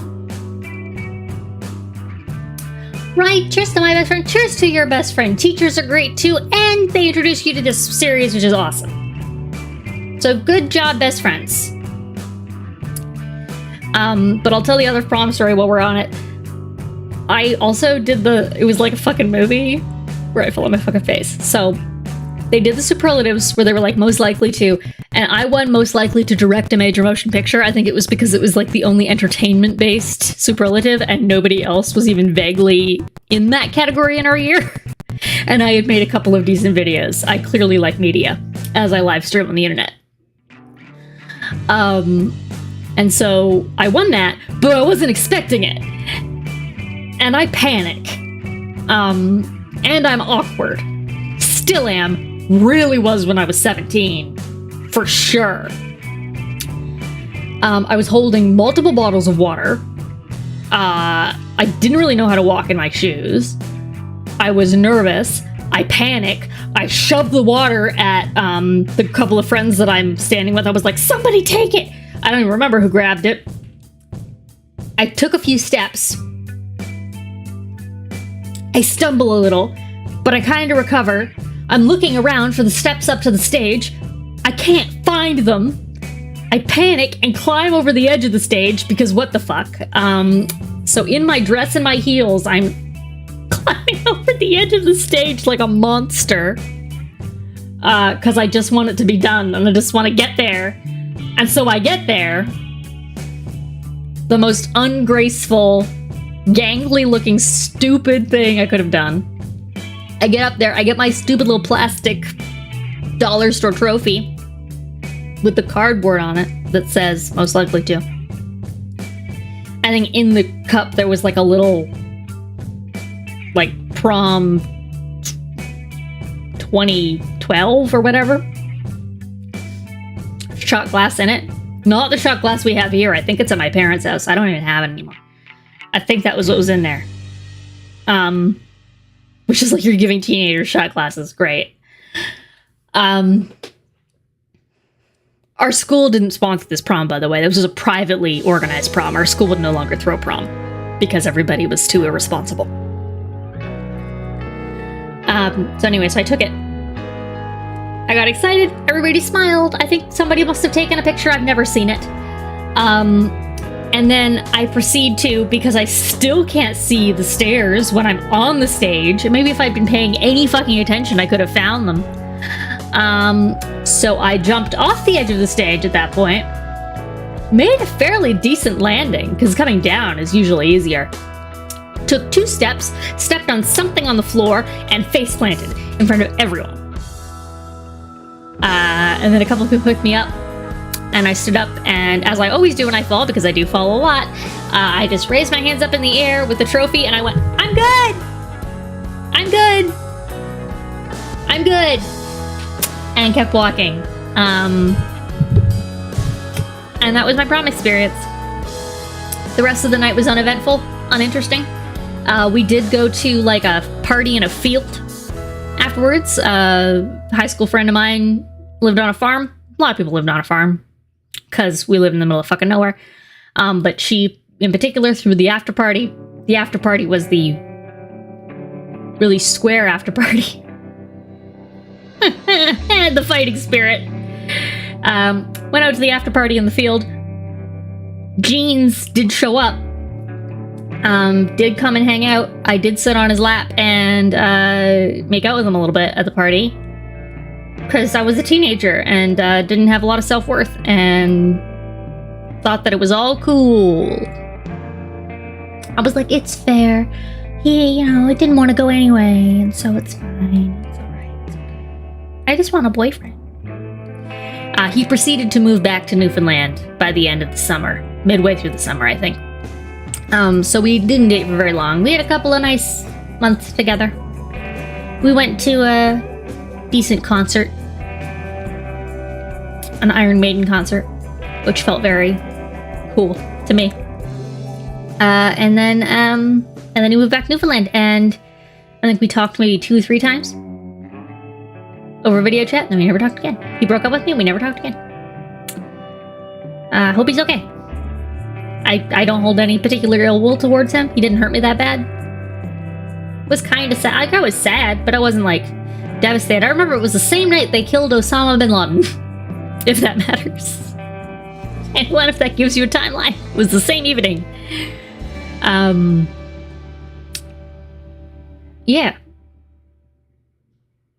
And then a few months later, that September, I met my current partner, and we've been together for 10 years.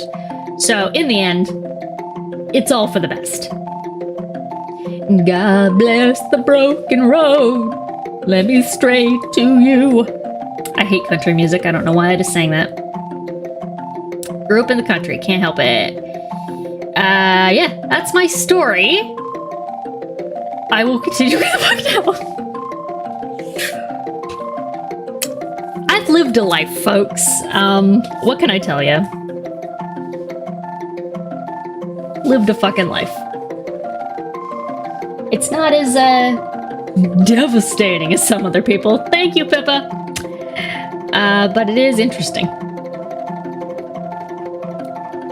I'm like the fucking Lizzie McGuire movie over here. Alright. So anyway, we're talking about the book.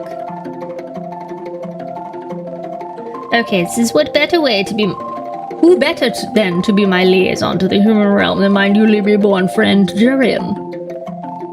He'd just finished all those months of recovering from the process, and longed to see what his former home had become. So he was more than happy to visit the continent for an extended visit. Indeed, the Queen smiled at him, bowed their heads. Reese's arms tightened in silent warning.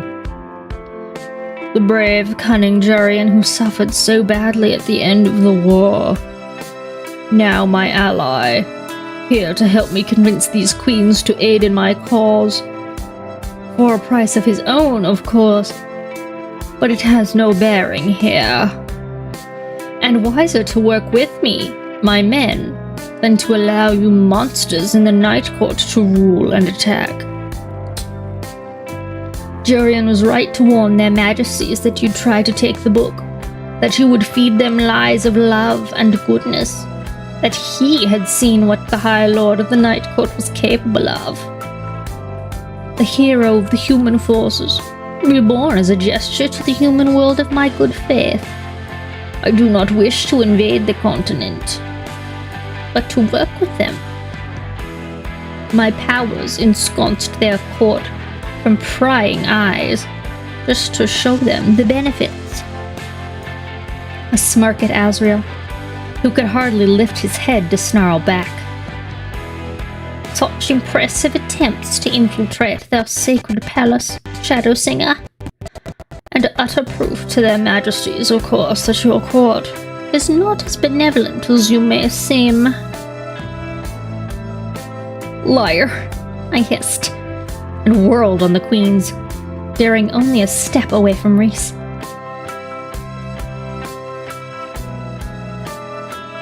They are liars, and if you do not let my sisters go, I will slaughter. Do you hear the threats? The language they use in the Night Court? The king said to the mortal queens, their guards now around us in a half circle. Slaughter. Ultimatums. They wish to end life. I desire to give it. The eldest queen said to him, refusing to acknowledge me, my words. Then show us. Prove this gift you mentioned. They kind of have the same voice, eh? Well. Rasand tugged me back against him. He said quietly to the queen, You're a fool. The king cut in. Is she? Why submit to old age and ailments when what I offer is so much better? He waved a hand toward me. Eternal youth. Do you deny the benefits? A mortal queen becomes one who might reign forever. Of course, there are risks. The transition can be difficult. But a strong-willed individual can survive. The youngest queen, the dark-haired one, smiled slightly. Arrogant youth and bitter old age. Only the two others, the ones who wore white and black, seemed to hesitate, stepping closer to each other and their towering guards. The ancient queen lifted her chin.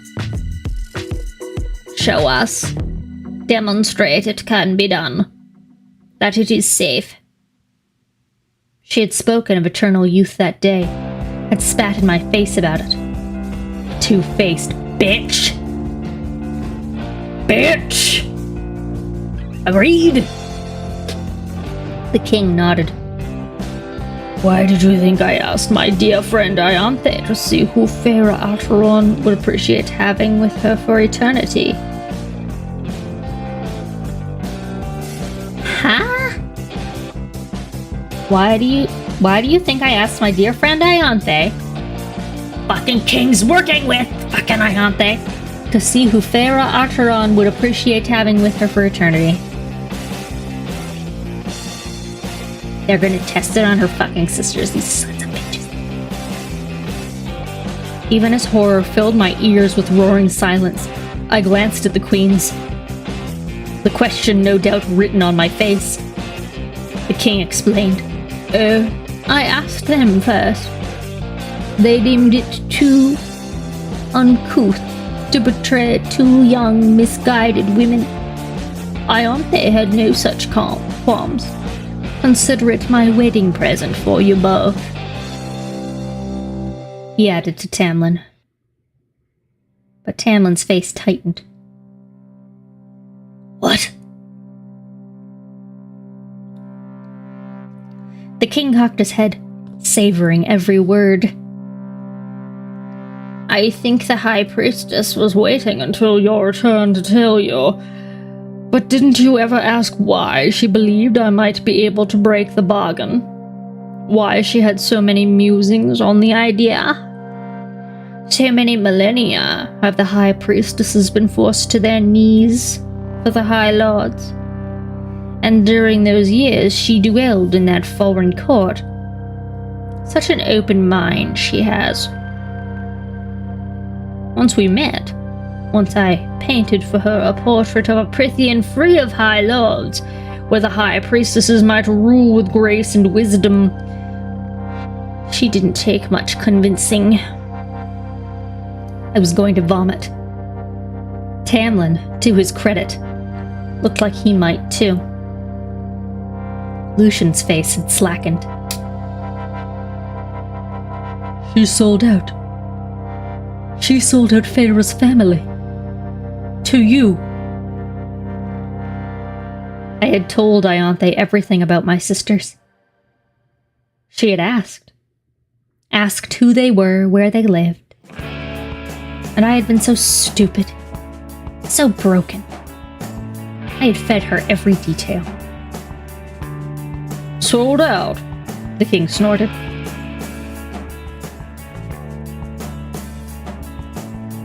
King gives no fucks. The king snorted. Or saved from the shackles of mortal death.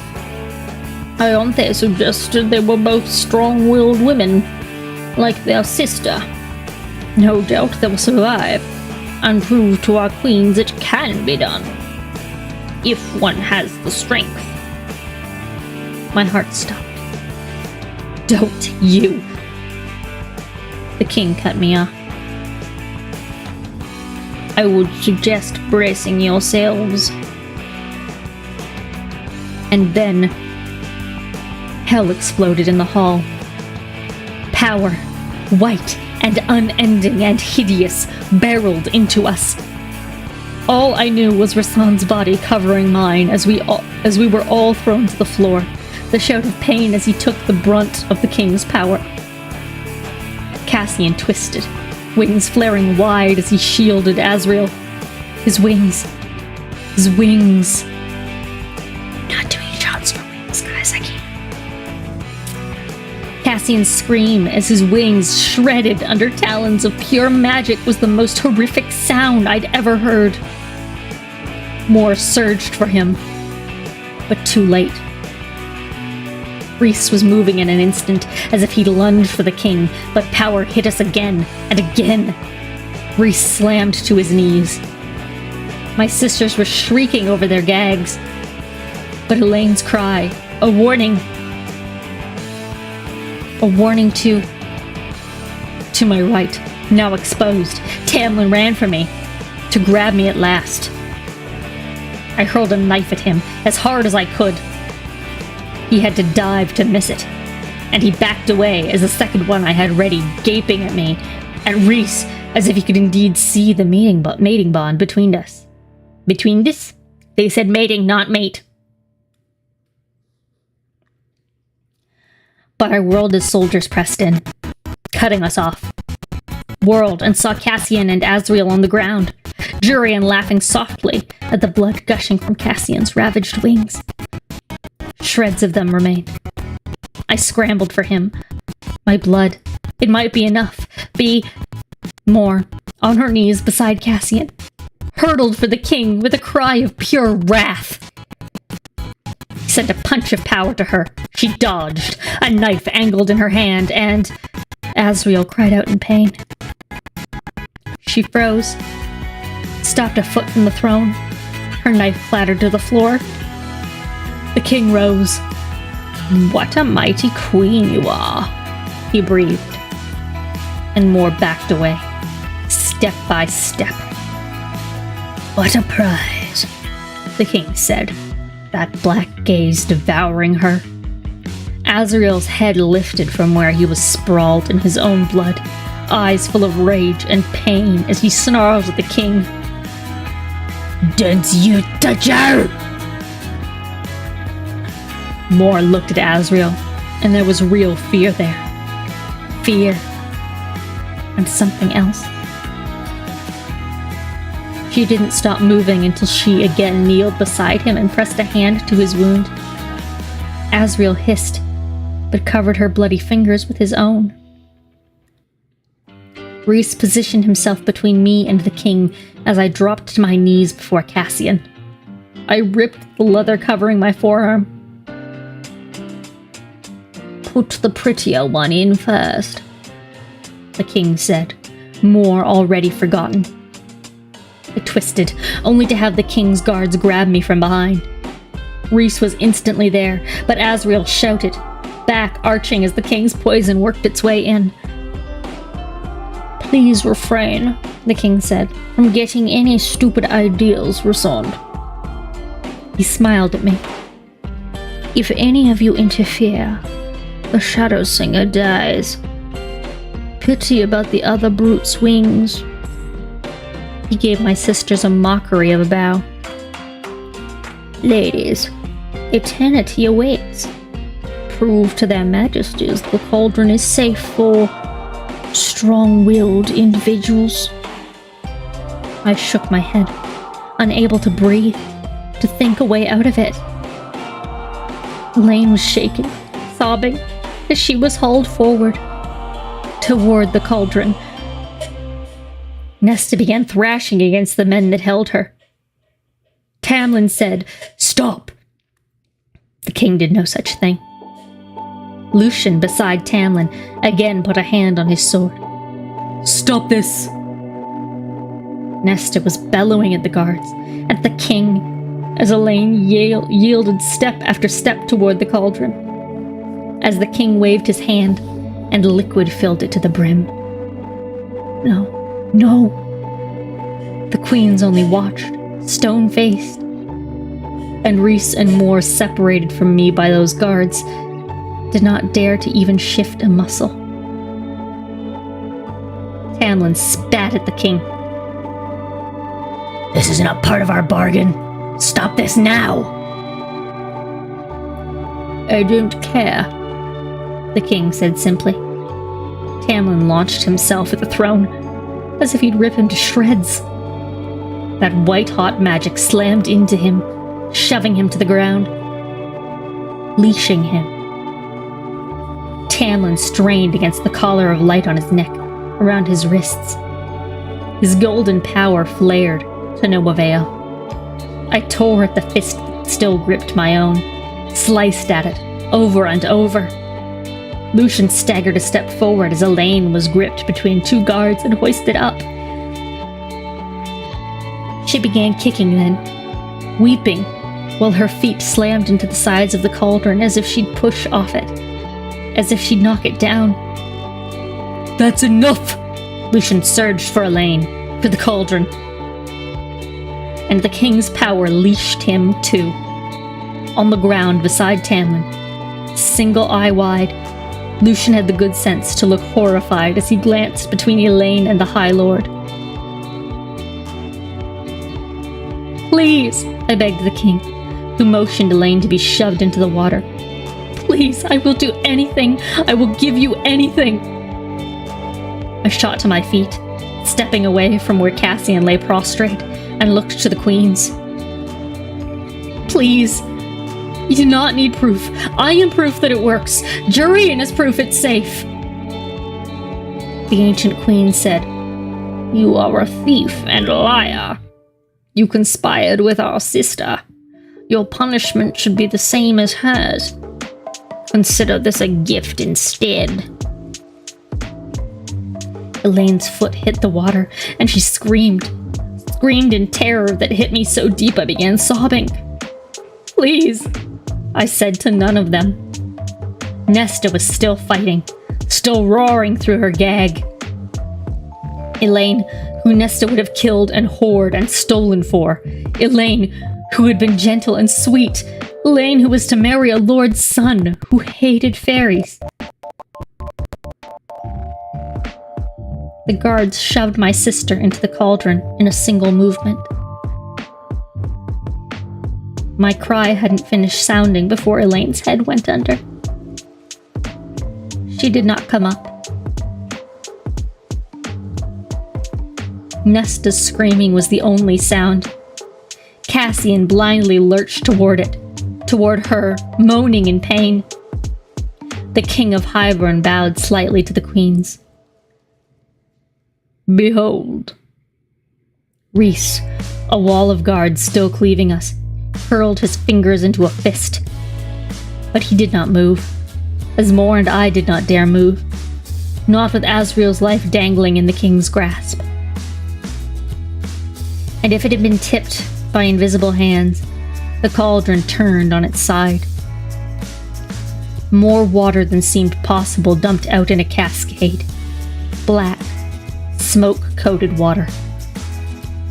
And Elaine, as if she'd been thrown by a wave, washed onto the stones face down. Her legs were so pale, so delicate. I couldn't remember the last time I'd seen them bare. The queens pushed forward. Alive. She had to be alive, had to have wanted to live. Elaine sucked in a breath, her fine-boned back rising, her wet nightgown nearly sheer. And as she rose from the ground onto her elbows, the gag in place, as she twisted to look at me, Nesta began roaring again. Pale skin started to glow. Her face had somehow become more beautiful. Infinitely beautiful. And her ears? Elaine's ears were now pointed beneath her sodden hair. The queens gasped, and for a moment, all I could think of was my father. What he would do. What he would say. When his most beloved daughter looked at him with a fey face. So we can survive, the dark-haired youngest breathed, eyes bright. I fell to my knees, the guards not bothering to grab me as I sobbed. What he'd done! What he'd done! The Hellcat now, if you'll be so kind, King of Highburn said. I whipped my head to Nesta as she went silent. The cauldron righted itself. Cassian again stirred, slumping on the floor. But his hand twitched toward Nesta. Elaine was still shivering on the wet stones, her nightgown shoved up to her thighs, her small breasts fully visible beneath the soaked fabric. I don't have to call her tits small, she just about died. Guards snickered. Lucian snarled at the king over the bite of the magic at his throat. Don't just leave her on the damned floor! There was a flare of light, and a scrape, and then Lucian was stalking toward Elaine, freed of his restraints. Tamlin remained leashed on the ground, a gag of white, iridescent magic in his mouth now. But his eyes were on Lucian as Lucian took off his jacket, kneeling before Elaine. She cringed away from the coat, from him. The guards hauled Nesta toward the cauldron. There were different kinds of torture, I realized. There was the torture that I had endured, that Rhys had endured. And then there was this. The torture that Rhys had worked so hard those 50 years to avoid. The nightmares that haunted him. To be unable to move, to fight, while our loved ones were broken. My eyes met those of my mate. So far, guys.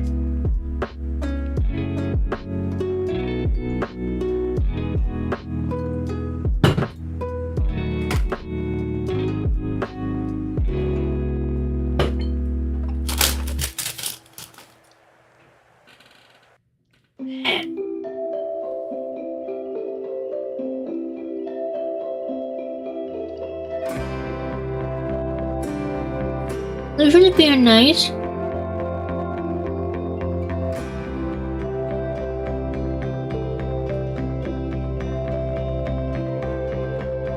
He's being nice to Elaine. I like that.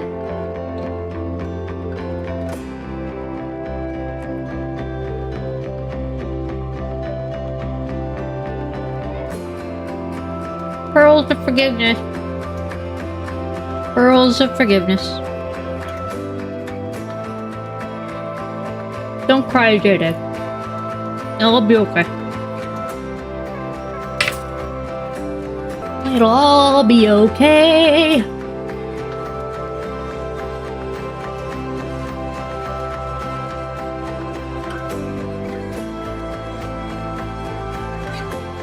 Agony rippled in that violet stare. Rage and guilt and utter agony. A mirror to my own. Nesta fought every step of the way. She did not make it easy for them. She clawed and kicked and bucked. And it was not enough. And we were not enough to save her. I watched as she was hoisted up. Elaine remained shuddering on the ground, Lucian's coat draped around her. She did not look at the cauldron behind her. Not as Nesta's thrashing feet slammed into the water. Cassian stirred again, his shredded wings twitching and spraying blood, his muscles quivering. At Nesta's shouts, her raging, his eyes fluttered open, blazed and unseeing, an answer to some call in his blood, a promise he'd made her. But pain knocked him under again. Nesta was shoved into the water up to her shoulders. She bucked even as the water sprayed. She clawed and screamed her rage, her defiance. "Put her under," the king hissed. The guards, straining, shoved her slender shoulders, her brown gold head. And as they pushed her head down, she thrashed one last time, freeing her long, pale arm. Teeth bared, Nesta pointed one finger at the King of Highburn. One finger. A curse and a damning. A promise. Come for you. He's coming for you! I wonder if he realizes he's just given them a ton of power. And that when he loses, because he will fucking lose, they're gonna eat his ass. And make you a snack!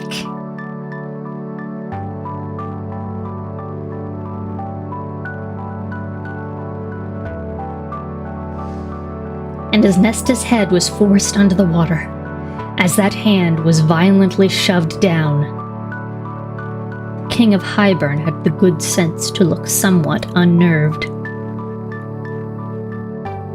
She's gonna fucking kill you. She's gonna fucking kill that man.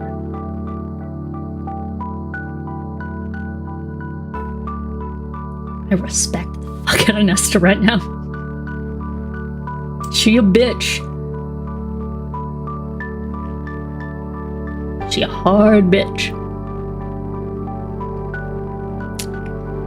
Dark water lapped for a moment. The surface went flat. I vomited on the floor. The guards at last let Rasand kneel beside me in the growing pool of Cassian's blood. Let him tuck me into him as the cauldron again tilted. Water poured forth, Lucian hoisting Elaine in his arms and out of the way.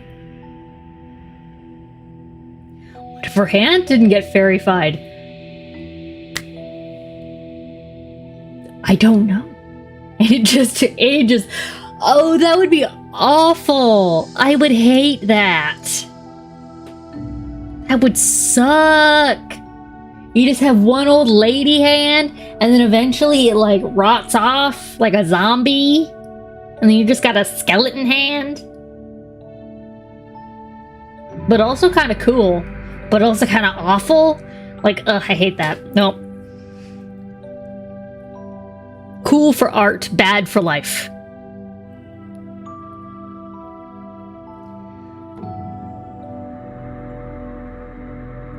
Water poured forth, Lucian hoisting Elaine in his arms and out of the way.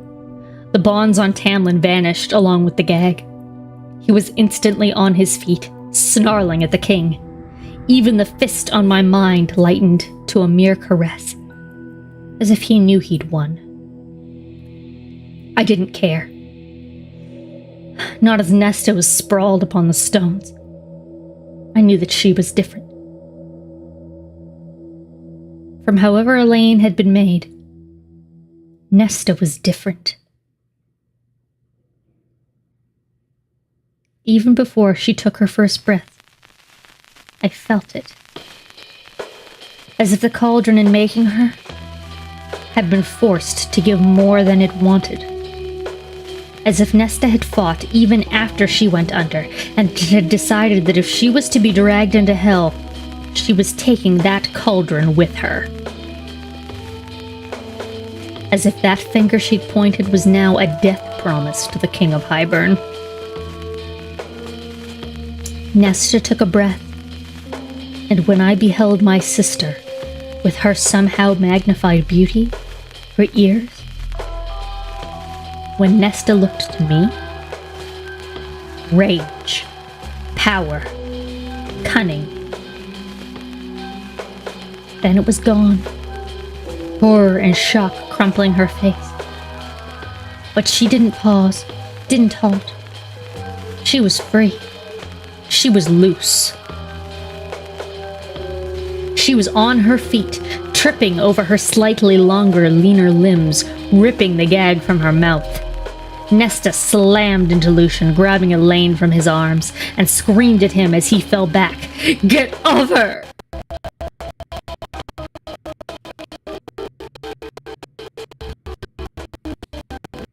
Okay.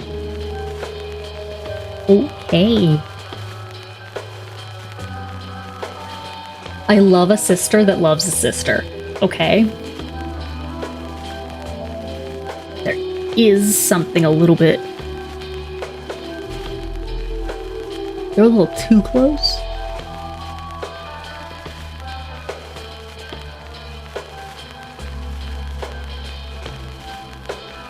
I just don't know.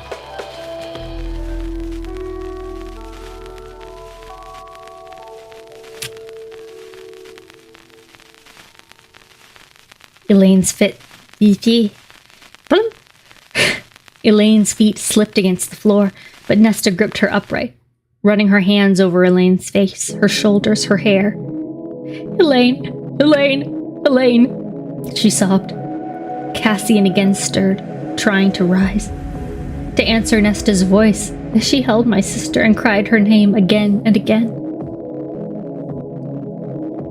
Nesta does give Scarlett O'Hara vibes.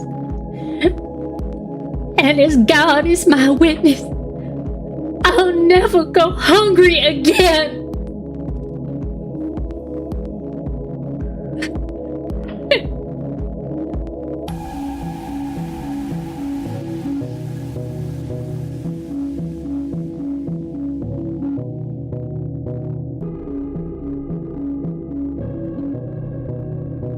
Fuck, guys. Shit's about to get real. Okay. But Elaine was staring over Nesta's shoulder. At Lucian, whose face she had finally taken in. Dark brown eyes met one eye of russet and one of metal. Nesta was still weeping, still raging, still inspecting Elaine. Lucian's hands slackened at his sides.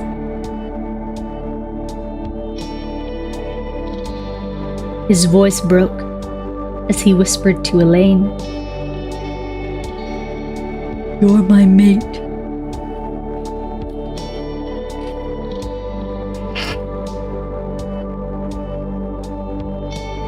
At least Lucian can fucking admit it.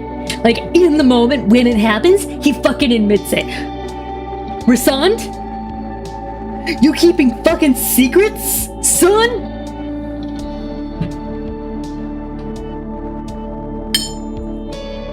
The fucking nerve to say it. Right away. That's all I'm saying.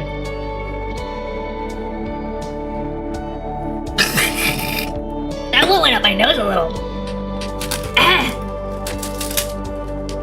Right, Peppa? What? Like, they're so exciting! I love it! I love that for them! I told you, I really like Lucian, despite the fact that he's kind of a weenie. And Elaine is extremely close to my, like, real-life muggle name. And so I feel kinship with her. And that's really hot.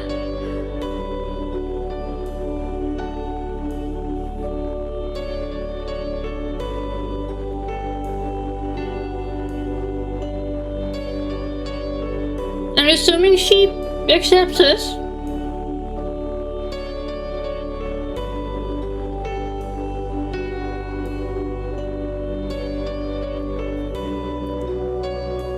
Then that's really hot.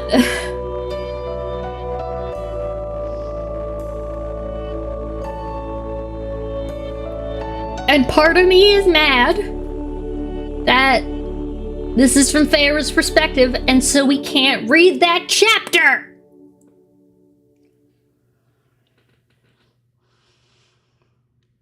Yeah, that cookie saw a lot.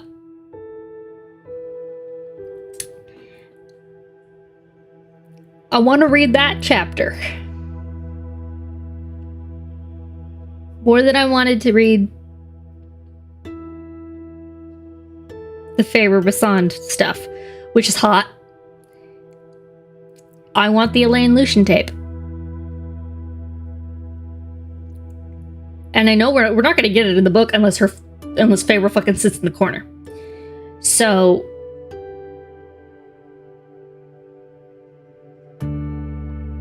is it safe for me to go to try to find fan fiction, and is that part of what we do on our extra sexy stream? What time is it?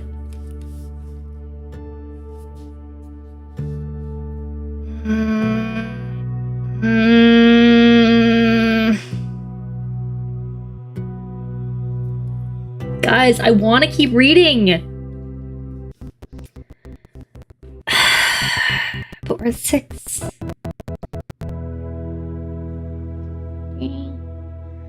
We're just about at 3 hours, though. It's just about 10.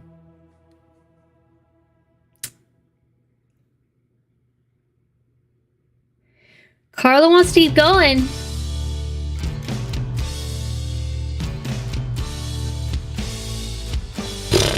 We can do one more. One more game. One more game. We can do one more. We can do this. This will be fine.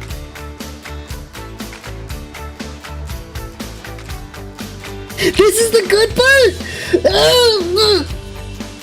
Now I just said that, and I have to keep going. I can't stop. Okay. Okay. It's okay. I took dinner out of the freezer.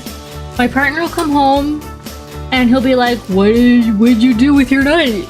Didn't you finish stream at the usual time? You're West Coast early that. Great, good for you.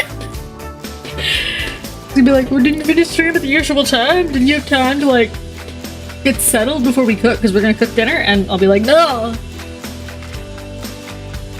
I housed a bunch of green tea vodka and read the shit out of this book. That's what we're doing. God. Okay. I should have been getting drunk this whole time. I'm feeling this. I'm hitting like the warm part of the drunk. And I'm feeling all of my feelings right now.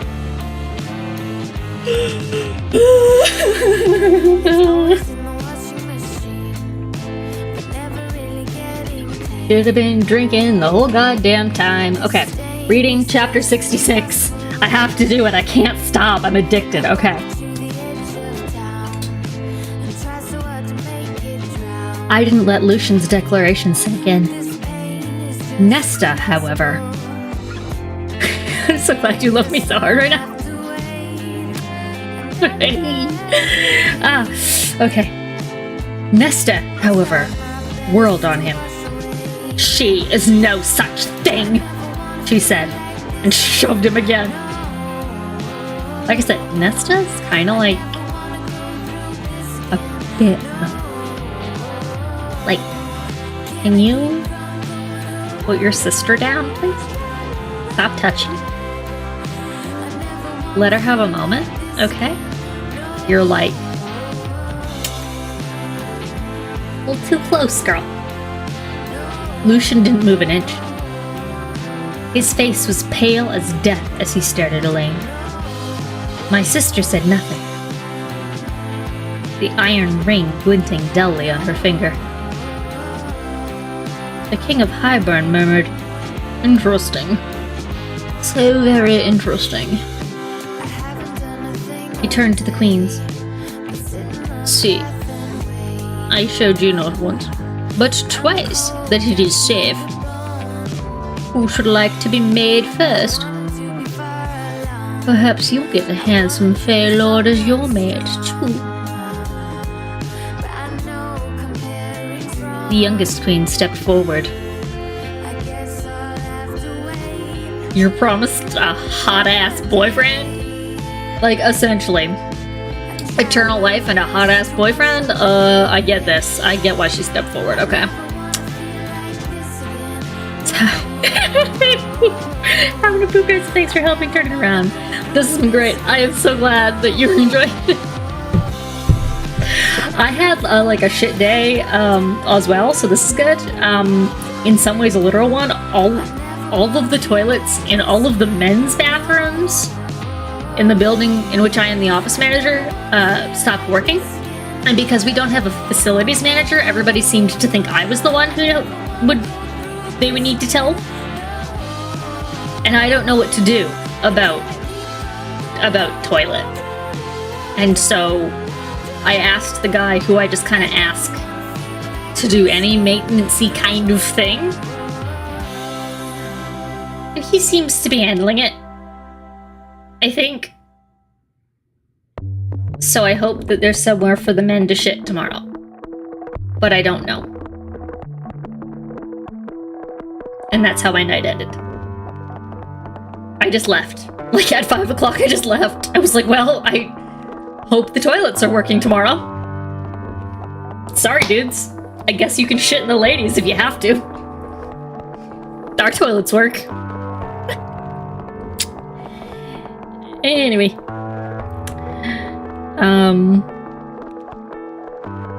The youngest queen stepped forward, her eyes indeed darting between all the Fey men assembled, as if they were hers for the picking. The king chuckled. "Very well, then." Why did he sound like Elvis? "Very well, then." Hate flooded me, so violent I had no control over it. No song in my heart, but its war cry. I was going to kill them. I was going to kill all of them. Yeah, you weren't having a literal poop day, so yeah, benefit. I didn't have to see anything. I didn't have to touch anything. I just had to be stressed out about it. Also, I lent one of the men my double-sided tape so that he could put a sign on the door, and it took him a very long time to return it.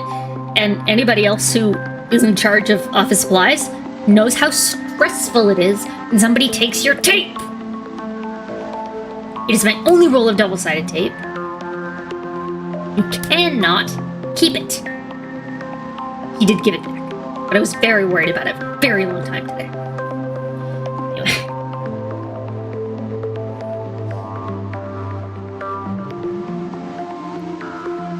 I was gonna kill everybody. "If you're so willing to hand out bargains," Reese suddenly said, rising to his feet and tugging me with him, "perhaps I'll make one with you." "Oh?" Reese shrugged. No more bargains. No more sacrifices. No more giving himself away piece by piece. No more. And if the king refused, if there was nothing to do but watch my friends die, I could not accept it. I could not endure it. Not that. And for Reese, for the family I found, they had not needed me. Not really. Only to nullify the cauldron. I had failed them, just as I had failed my sisters, whose lives I'd now shattered. I thought of that ring waiting for me at home. I thought of the ring on Elaine's finger, from a man who would now likely hunt her down and kill her. If Lucian let her leave at all.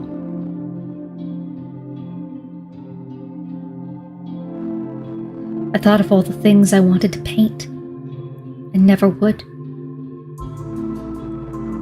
But for them, for my family, both of blood and my own choosing, for my mate.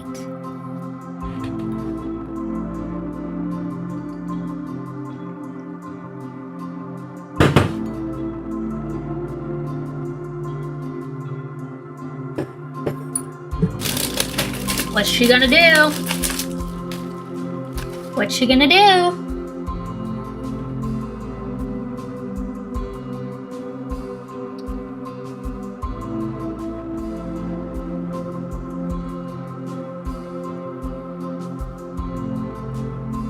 The idea that hit me did not seem so frightening.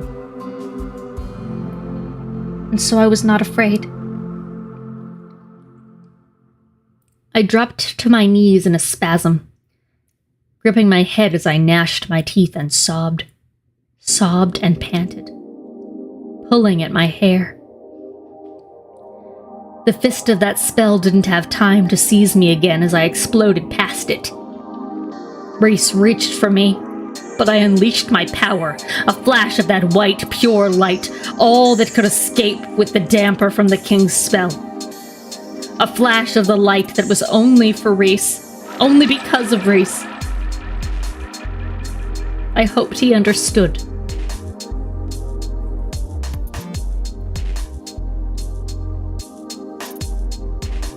What?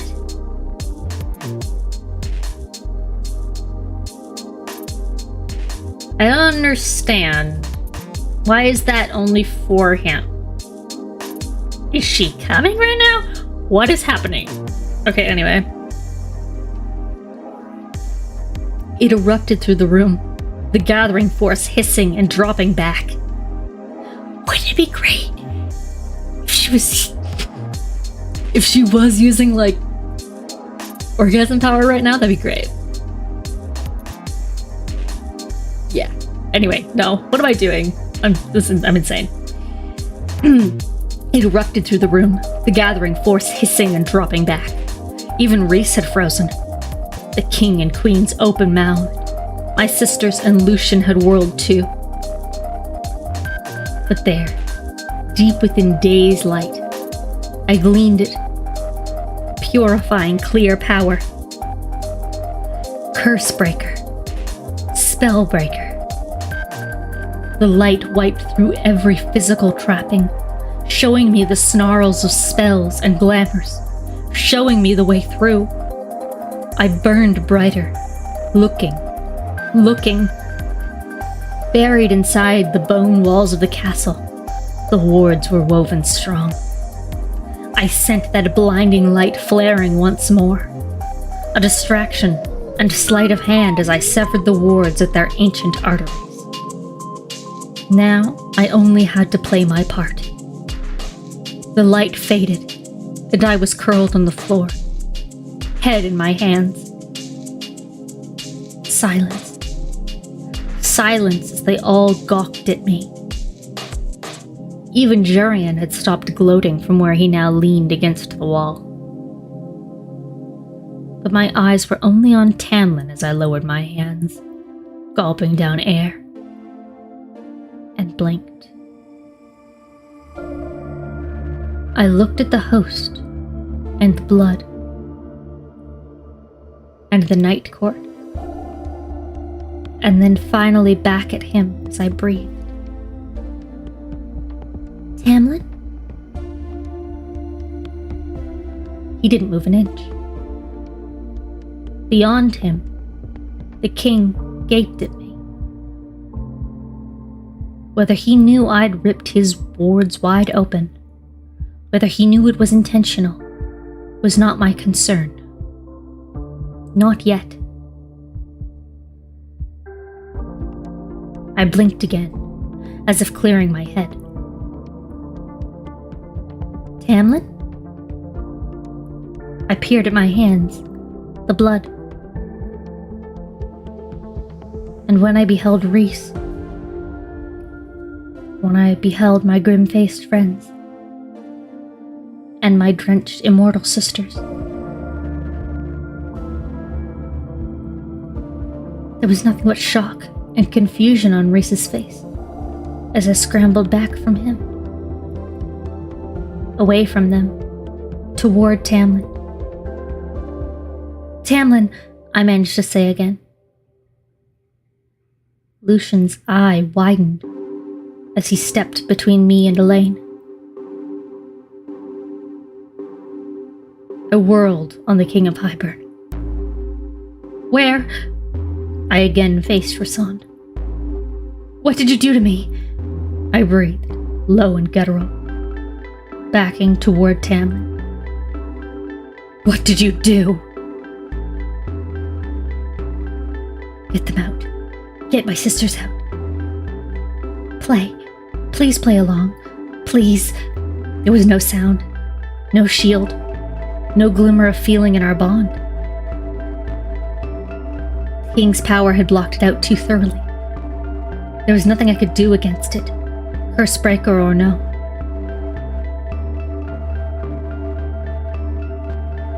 But Reese slid his hands into his pockets as he purred. How did you get free? He knows. Hands in his pockets. I would take another shot for that, but I can't right now, because I'm sure they're gonna say mate again. And I can't.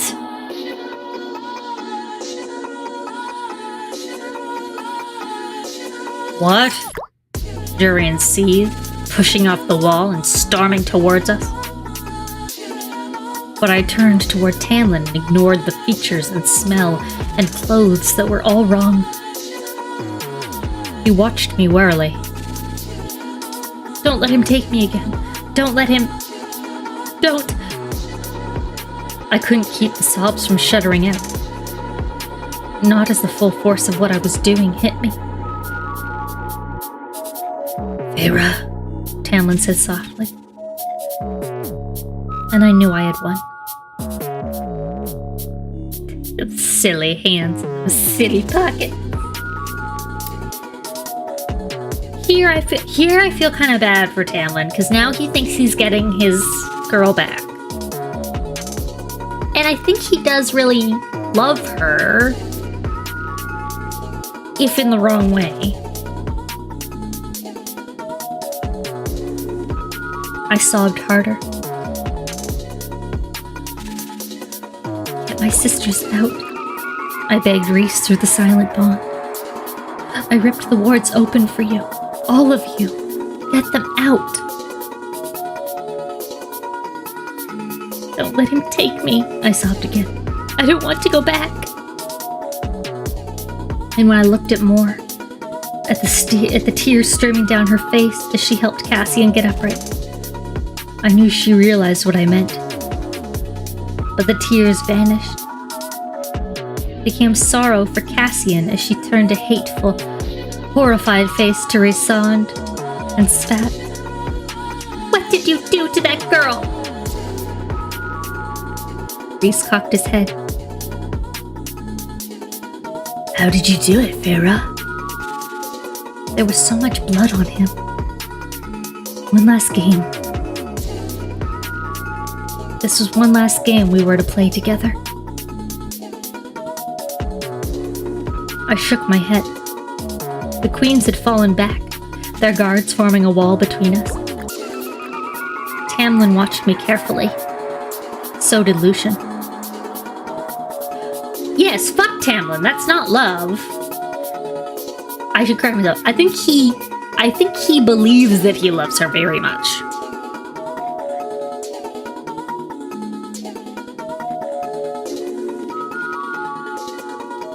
I think he believes that he loves her.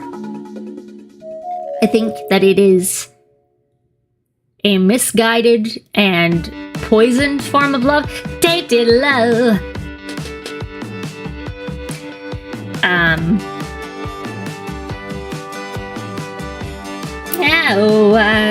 I need to get away. But yeah. You know what I'm saying. Is bad, but he cares so much. But he cares so much. His heart hurt. Very misguided, very crazy, bad man.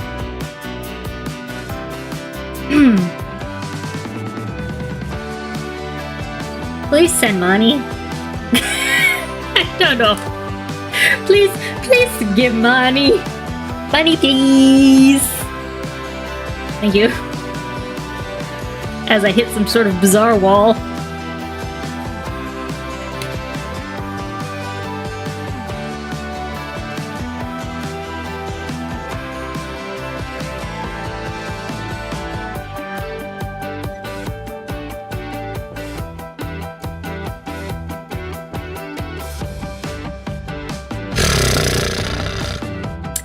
So I turned to the king.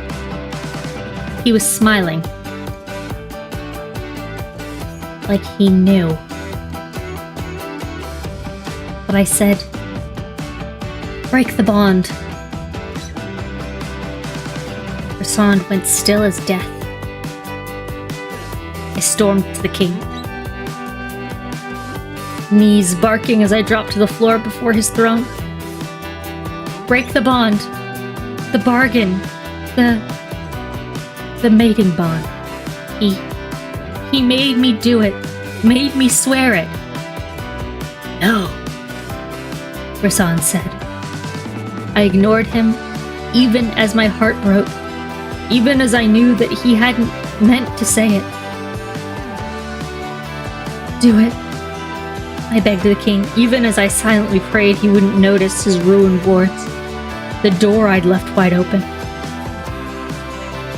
I know you can, just free me.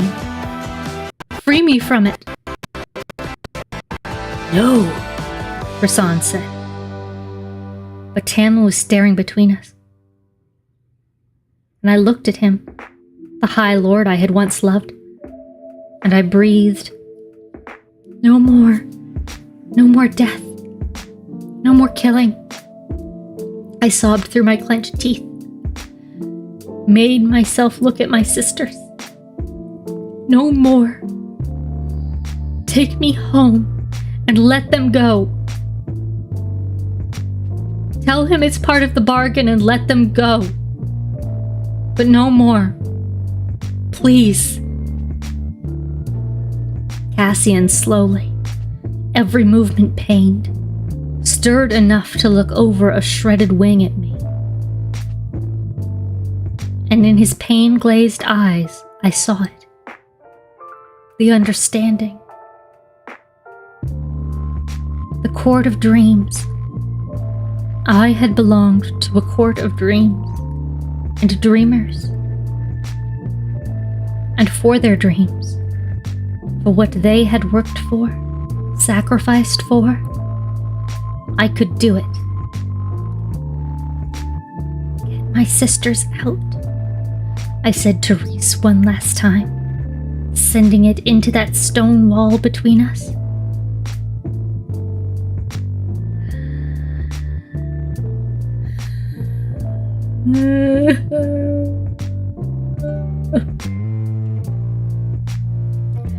I looked to Tamlin. No more. Those green eyes met mine, and the sorrow and tenderness in them was the most hideous thing I'd ever seen. Take me home.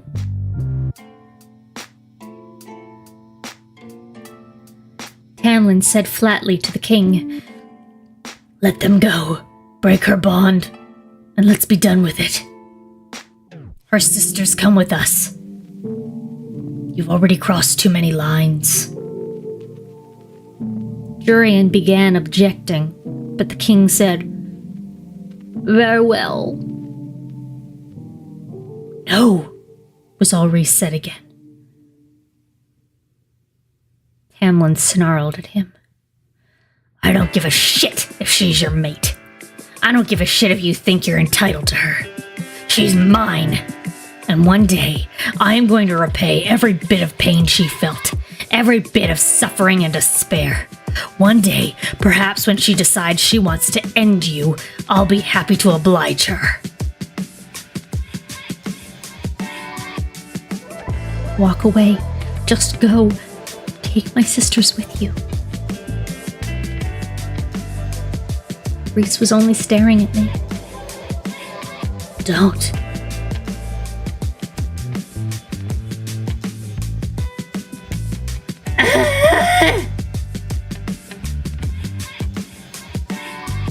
But I backed away until I hit Tamlin's chest. He only has one. Until his hands, warm and heavy, landed on my shoulders. "Do it," he said to the king. "No," Rhys said again, his voice breaking. But the king pointed at me, and I screamed. Tamlin gripped my arms as I screamed and screamed, but the pain that tore through my chest, my left arm.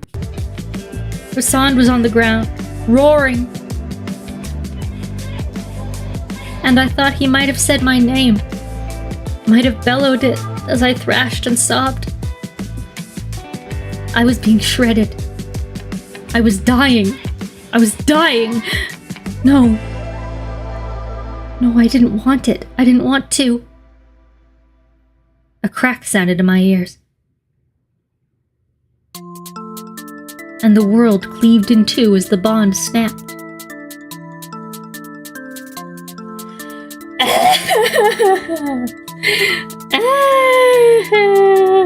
This one's short. Can we keep going? Oh my god. We might finish the fucking book, guys. I can't. Okay? Like...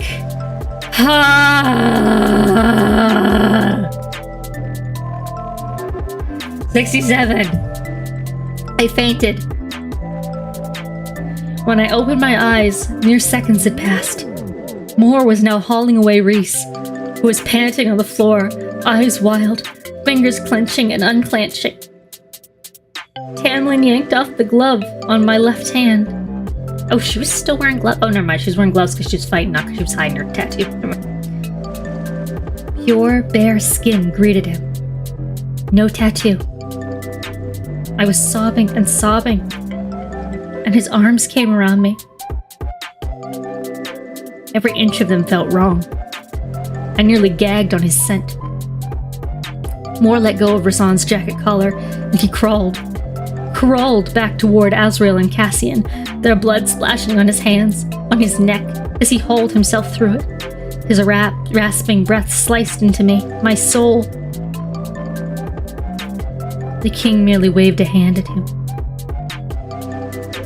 "You are free to go, Rhysand.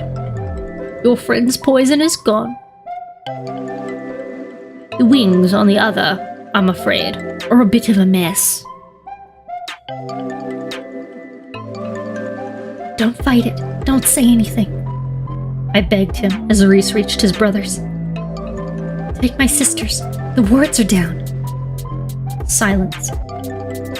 So I looked, just once, at Rhysand, and Cassian, and Moore, and Azrael. They were already looking at me, faces bloody and cold and enraged. But beneath them, I knew it was love beneath them. They understood the tears that rolled down my face as I silently said goodbye. Then more, swift as an adder, winnowed to Lucian, to my sisters. To show Reese, I realized what I'd done, the hole I'd blasted for them to escape. She slammed Lucian away with a palm to the chest, and his roar shook the halls as Moore grabbed my sisters by the arm and vanished. Lucian's bellow was still sounding as Reese lunged, gripping Azrael and Cassian, and did not even turn toward me as they winnowed out. The king shot to his feet, spewing his wrath at his guards, at Jurian for not grabbing my sisters, demanding to know what had happened to the castle wards. I barely heard him. There was only silence in my head. Such silence where there had once been dark laughter and wicked amusement. A wind-blasted wasteland. Lucian was shaking his head, panting, and whirled to us. "Get her back!" he snarled at Tamlin over the ranting of the king. A mate. A mate already going wild to defend what was his. I know.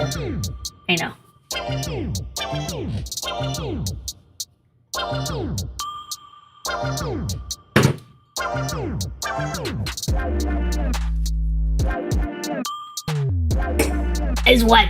I'm gonna teach you is what? Is what? 1 minute. It was 2, but it was like she was stuttering, so it's fine.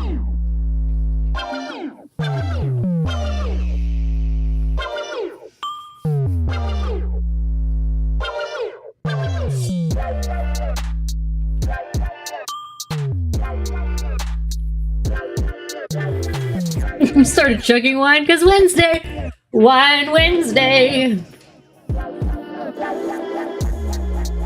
It's Wine Wednesday at the Applebee's!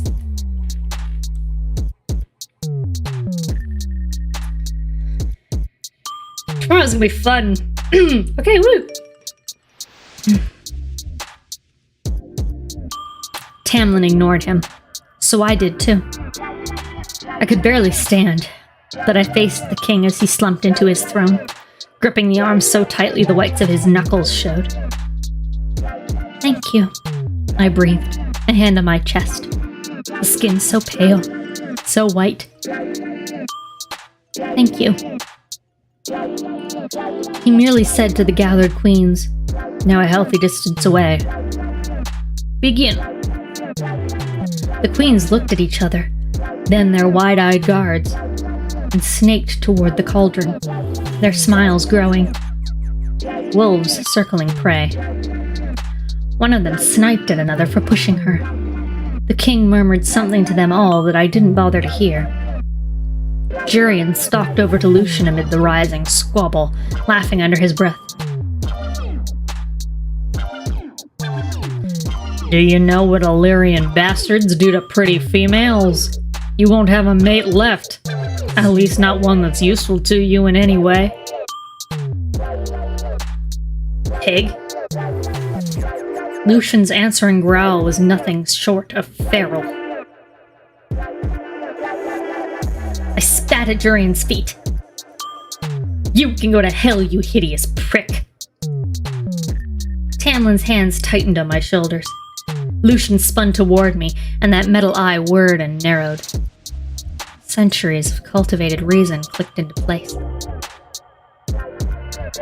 I was not panicking at my sisters being taken. I said quietly, "We will get her back." But Lucian was watching me warily. Too warily. I said to Tamlin, "Take me home." But the king cut in over the bickering of the queens. "Where is it?" I preferred the amused, arrogant voice to the flat, brutal one that sliced through the hall. You were to wield the Book of Breathings, the king said. I could feel it in here, with... The entire castle shuddered as he realized I had not been holding it in my jacket. I just said to him, your mistake. His nostrils flared. Even the sea far below seemed to recoil in terror at the wrath that whitened his ruddy face. But he blinked, and it was gone. He said tightly to Tamlin, when the book is retrieved, I expect your presence here. Right, give fuck, dickwad, that's right. Power. Smelling of lilac, cedar, and the first bits of green swirled around me, readying us to winnow away. Through the wards they had no inkling I'd smashed apart. So I said to the king and Jurian and the queens assembled, already at the lip of the cauldron and hissing over who would go in first. I will light your pyres myself for what you did to my sisters. Then we were gone.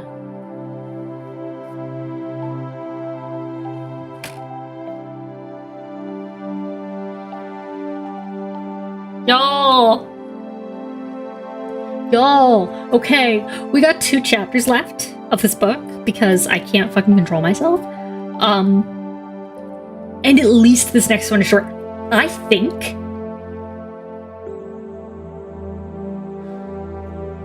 should let's just fucking finish it. How do we feel about this? I feel very good about this.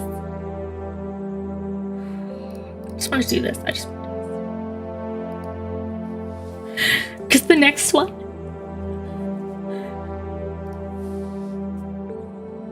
the next title, the chapter has a title. They don't ever. This one's called Resond, which makes me think that this is Resond, it's not Feyre. And I want to be in his head for a minute. It's so sad. Okay.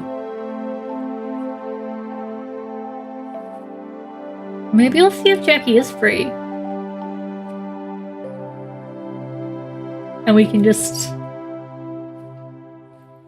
We'll see. Anyway, let's finish the book. Okay. I slammed into the floor of the townhouse, and Amryn was instantly there, hands on Cassian's wings, swearing at the damage. Then at the hole in Asriel's chest. Even her healing couldn't fix it. No. We'd need a real healer for each of them, and fast, because if Cassian lost those wings, I knew he'd prefer death. Illyrian would. Where is she? Amryn demanded. Where is she? Where is she? Where is she?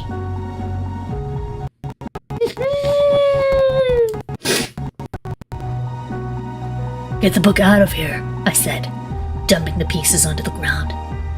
I hated the touch of them, their madness and despair and joy. Amryn ignored the order.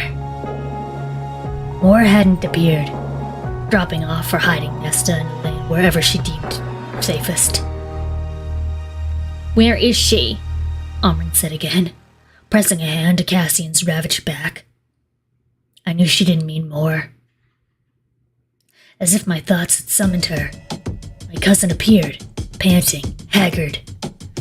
She dropped to the floor before Asriel, her blood-caked hands shaking as she ripped the arrow free of his chest, blood showering the carpet. She shoved her fingers over the wound, light flaring as her power knit bone and flesh and vein together. Where is she? Amryn snapped one more time. I couldn't bring myself to say the words. So Moore said them for me as she knelt over Asriel. Both of my brothers mercifully unconscious.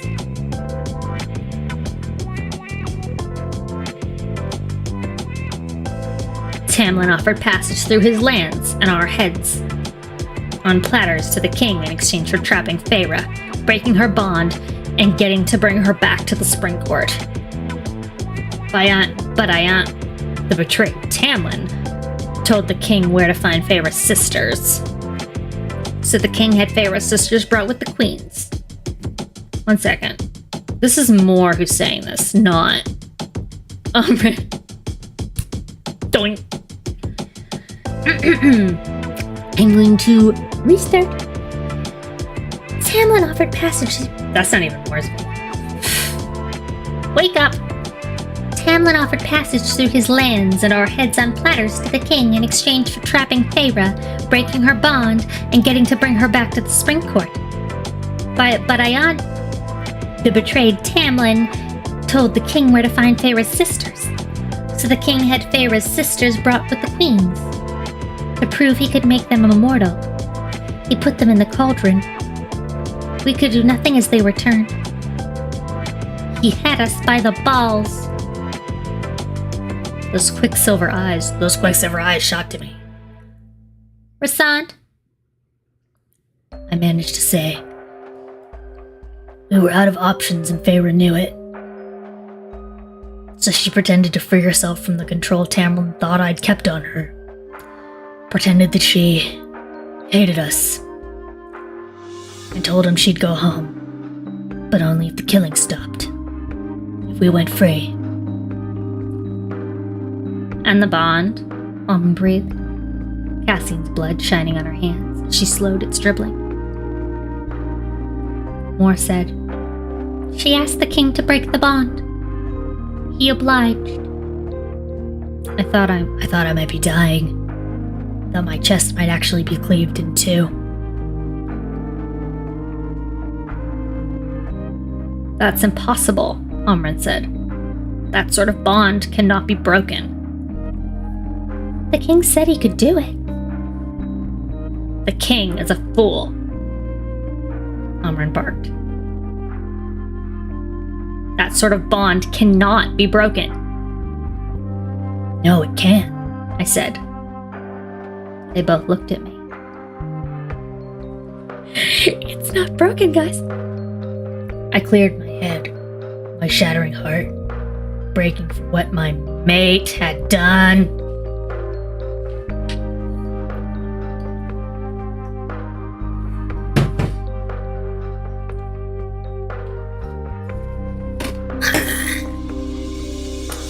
I'm not even gonna do a cookie for that. I'm strong.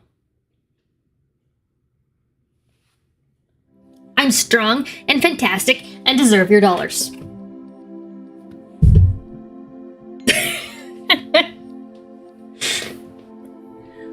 Another thing I like to point out, when you donate, it isn't Canadian dollars. And so for you Americans, it's a bargain.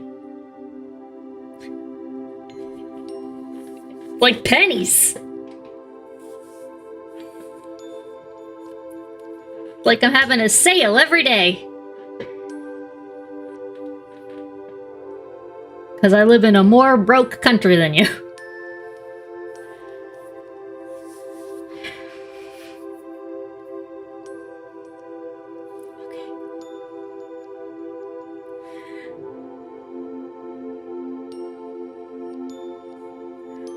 I know, Carla. You adopted 2 babies. The babies need the food. Understood.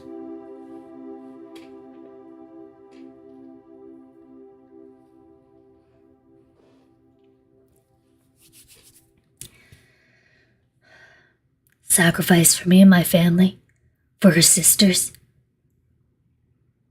Because she hadn't thought. They're fighting each other for food right now. Oh, babies. They don't know. They don't know there's enough for everybody. They're gonna be okay. So cute.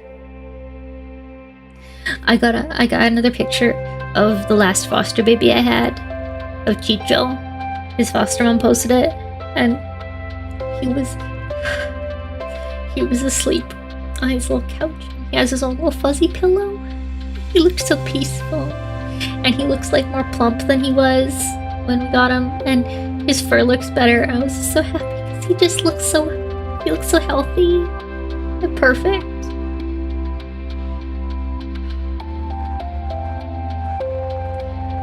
She said in the post that they call him the ultimate baby.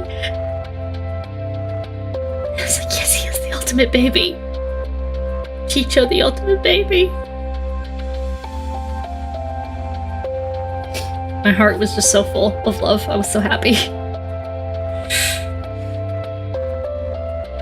Anyway, because he's a spicy boy. I thought he'd never find a happy home. And he did. He found the perfect home. I love him so much. It's so good. Anyway. They're talking about how the mating bond isn't broken and it's perfect. Okay. Because she hadn't thought she was essential. Even after all she had done. The king broke the bargain between us. Hard to do, but he couldn't tell that it wasn't the mating bond. More started. Does Feyre know? Yes, I breathed. And now my mate is in our enemy's hands. Fuck off! Rasan, no! I can't keep doing this! I can't keep doing this! Ah, keep going! Ugh. Go get her! Omer hissed. Right now! No, I said, and hated the word. They gaped at me, and I wanted to roar at the sight of the blood coating them. My unconscious and suffering brothers on the carpet before them. But I managed to say to my cousin, weren't you listening to what Feyre said to him? She promised to destroy him. From within. Mor's face paled, her magic flaring on Asriel's chest. She's going into that house to take him down. To take them all down. I nodded. She is now a spy, with a direct line to me. What the King of Highburn does, where he goes, what his plans are, she will know and report back. For between us, faint and soft, hidden so no one might find it, between us lay a whisper of color and joy, of light and shadow, whisper of her, our bond. She's your mate. Omer bit at me. Not your spy. Go get her. She is my mate. And my spy, I said too quietly. She is the High Lady of the Night Court.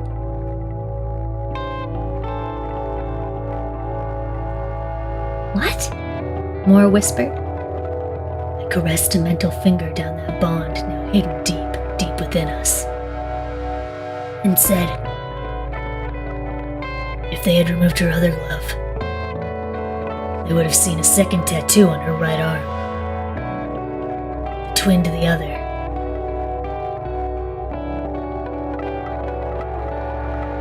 Inked last night, we crept out, found a priestess, and I swore her in as my High Lady. Not consort? Omer blurted, blinking. I hadn't seen her surprised in centuries. Not consort, not wife. Feyre is High Lady of the Night Court. My equal in every way. She would wear my crown, sit on a throne beside me, never sidelined, never designated to breeding and parties, child rearing. My queen. As if in answer, a glimmer of love shuttered down the bond. I clamped down on the relief that threatened to shatter any calm I feigned having. You mean to tell me Breathed. that my High Lady is now surrounded by enemies? A lethal sort of calm crept over her tear-stained face. I mean to tell you, I said, watching the blood clot on Cassian's wings, with Amren's tending. Beneath Moore's own hands, Azrael's bleeding at last eased, enough to keep them alive until the healer got here. I mean to tell you, I said again, my power building, rubbing itself against my skin, my bones, desperate to be unleashed upon the world, that your high lady made a sacrifice for her court, and we will move when the time is right. Perhaps Lucian being Elaine's mate would help, somehow. I'd find a way.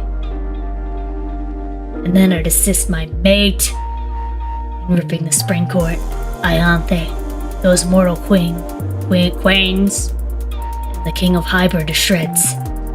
Slowly. Jade egg! Thank you! Wow! I love you. Thank you.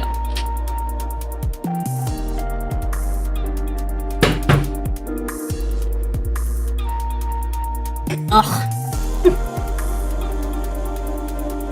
It's getting weirdly easier, and I don't like that. Until then, Amren demanded. what of the cauldron? Of the book? Until then, I stood. staring toward the door, as if I might see her walk through it, laughing and vibrant and beautiful. We go to war.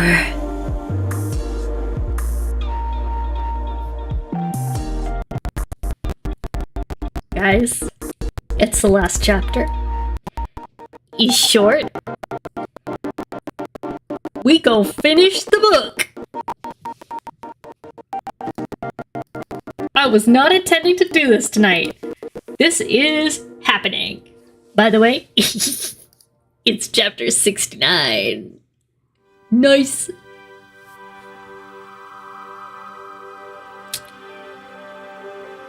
Chapter 69, The Sex Number. Back to Feyre. Tamlin landed us in the gravel of the front drive. I had forgotten how quiet it was here. How small. Empty. Spring bloomed. The air gentle and scented with roses. Still lovely. But there were the front doors he'd sealed me behind. There was the window I'd banged on, trying to get out. A pretty, rose-covered prison. But I smiled, head throbbing, and said through my tears, I thought I'd never see it again. Tamlin was just staring at me, as if not quite believing it. I thought you would never either. And you sold us out. Sold out every innocent in this land for that. Also, you could have me back. Love. Love was a balm as much as it was a poison. But it was love that burned in my chest. Right alongside the bond that the King of Hybern hadn't so much as touched. Because he hadn't known how deep and far he'd have to delve to cleave it. To cleave me and Rhysand apart. It had hurt. Hurt like hell to have the bargain between us ended. And Rhys had done his job perfectly. His horror flawless. We had always been so good at playing together. I had not doubted him. Had not said anything but yes when he'd taken me down to the temple the night before, and I'd sworn my vows. To him, to Valaris, to the Night Court.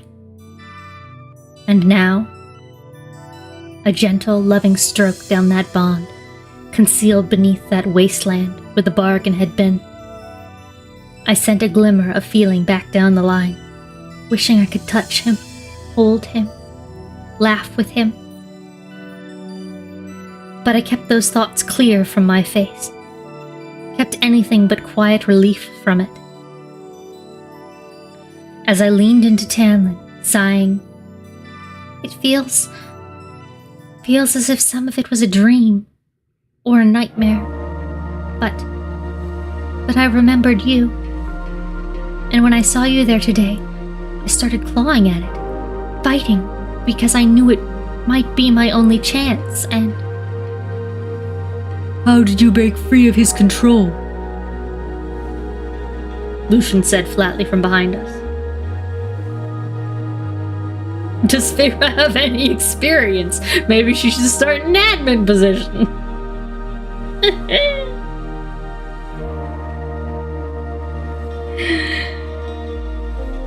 Oh boy.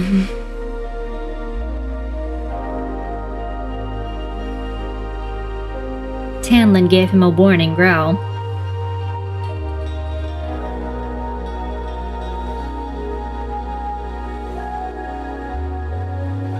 I'd forgotten he was there.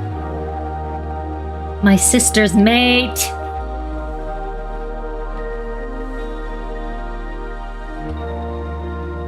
How many times do we say mate in a 6-minute chapter? Let's go for the gold.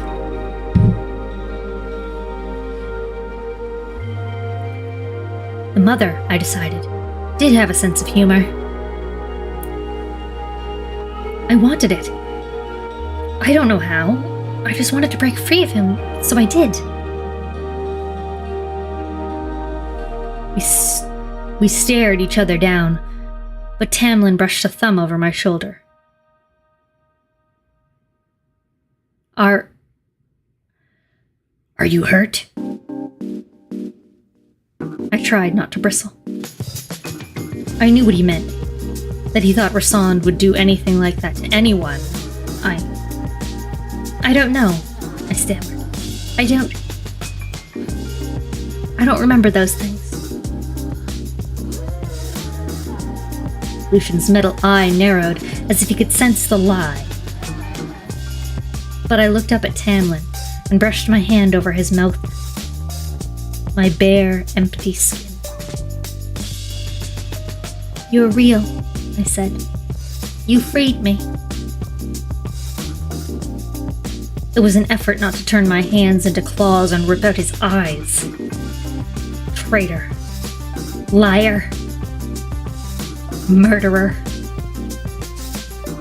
You freed yourself, Tamlin. He gestured to the house. Rest, and then we'll talk. I need to find Ianthe.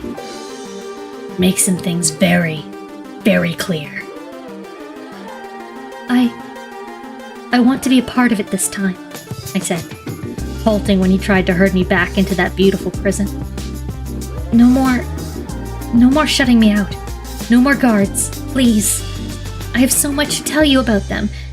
Bits and pieces, but I can help. We can get my sisters back. Let me help. Help lead you in the wrong direction.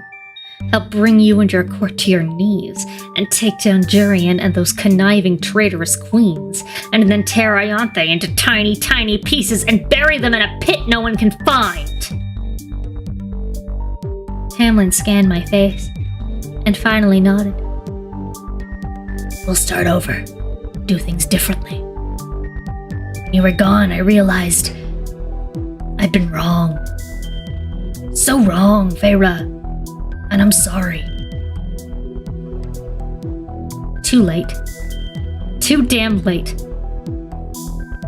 But I rested my head on his arm as he slipped it around me and led me toward the house. It doesn't matter. I'm home now. Forever, he promised. Forever, I parroted, glancing behind, to where Lucian stood in the gravel drive.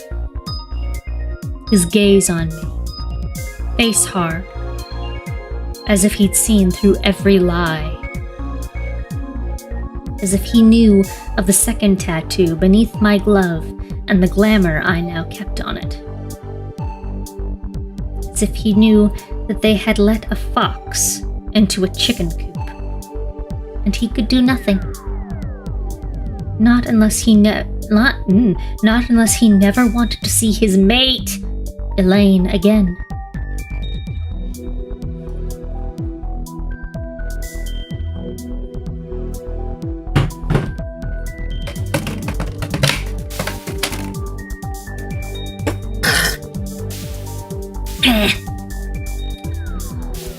I gave Lucian a sweet, sleepy smile. So our game began. We hit the sweeping marble stairs to the front doors of the manor. And so Tamlin unwittingly let the High Lady of the Night Court into the heart of his territory. I like this is like a party song.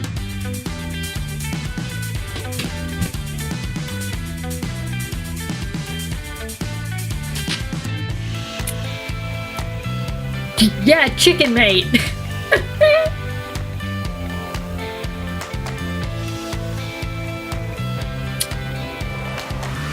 Oh, guys.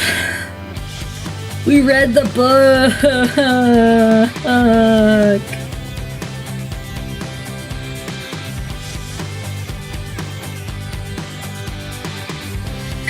We read the book. It's done. So, in that case, I'm gonna send Jackie a message and see if she's free early. If she's free on Sunday, she can come talk on Sunday. If she's not, but she's free on Wednesday, she can come talk on Wednesday. And if she's not free on either of those days, then I will read all the horny parts across 2 days. I'll do book 1, I'll do book 2. There are options here. There are ways to make this work. I am hoping she's free on Sunday, and then we can jump right into the next book. Because I'm sure there will be opportunities to read horny parts another time when scheduling doesn't allow. Congratulations to us. We read for a very long time tonight, and we made it all the way through the book, and it was very good. And I'm glad we did it, because I don't think I could have handled waiting. I don't think I could have handled waiting until Sunday to finish that. That's intense. I am so glad. I am so glad that you didn't break the book. I was so scared. And I love that Lucian and Elaine have a mating. They're mates. I love that. And I need that to work out in like a good way. I need that to go positively. For many reasons, but mostly because I think Lucian's hot and I like Elaine and I want that. If anybody has like a really good fan fiction about that, even if it's a little spoilery, minimal spoilers are ideal, but a little spoilery is okay. If anybody has one, I will read it on stream. I will add that in there.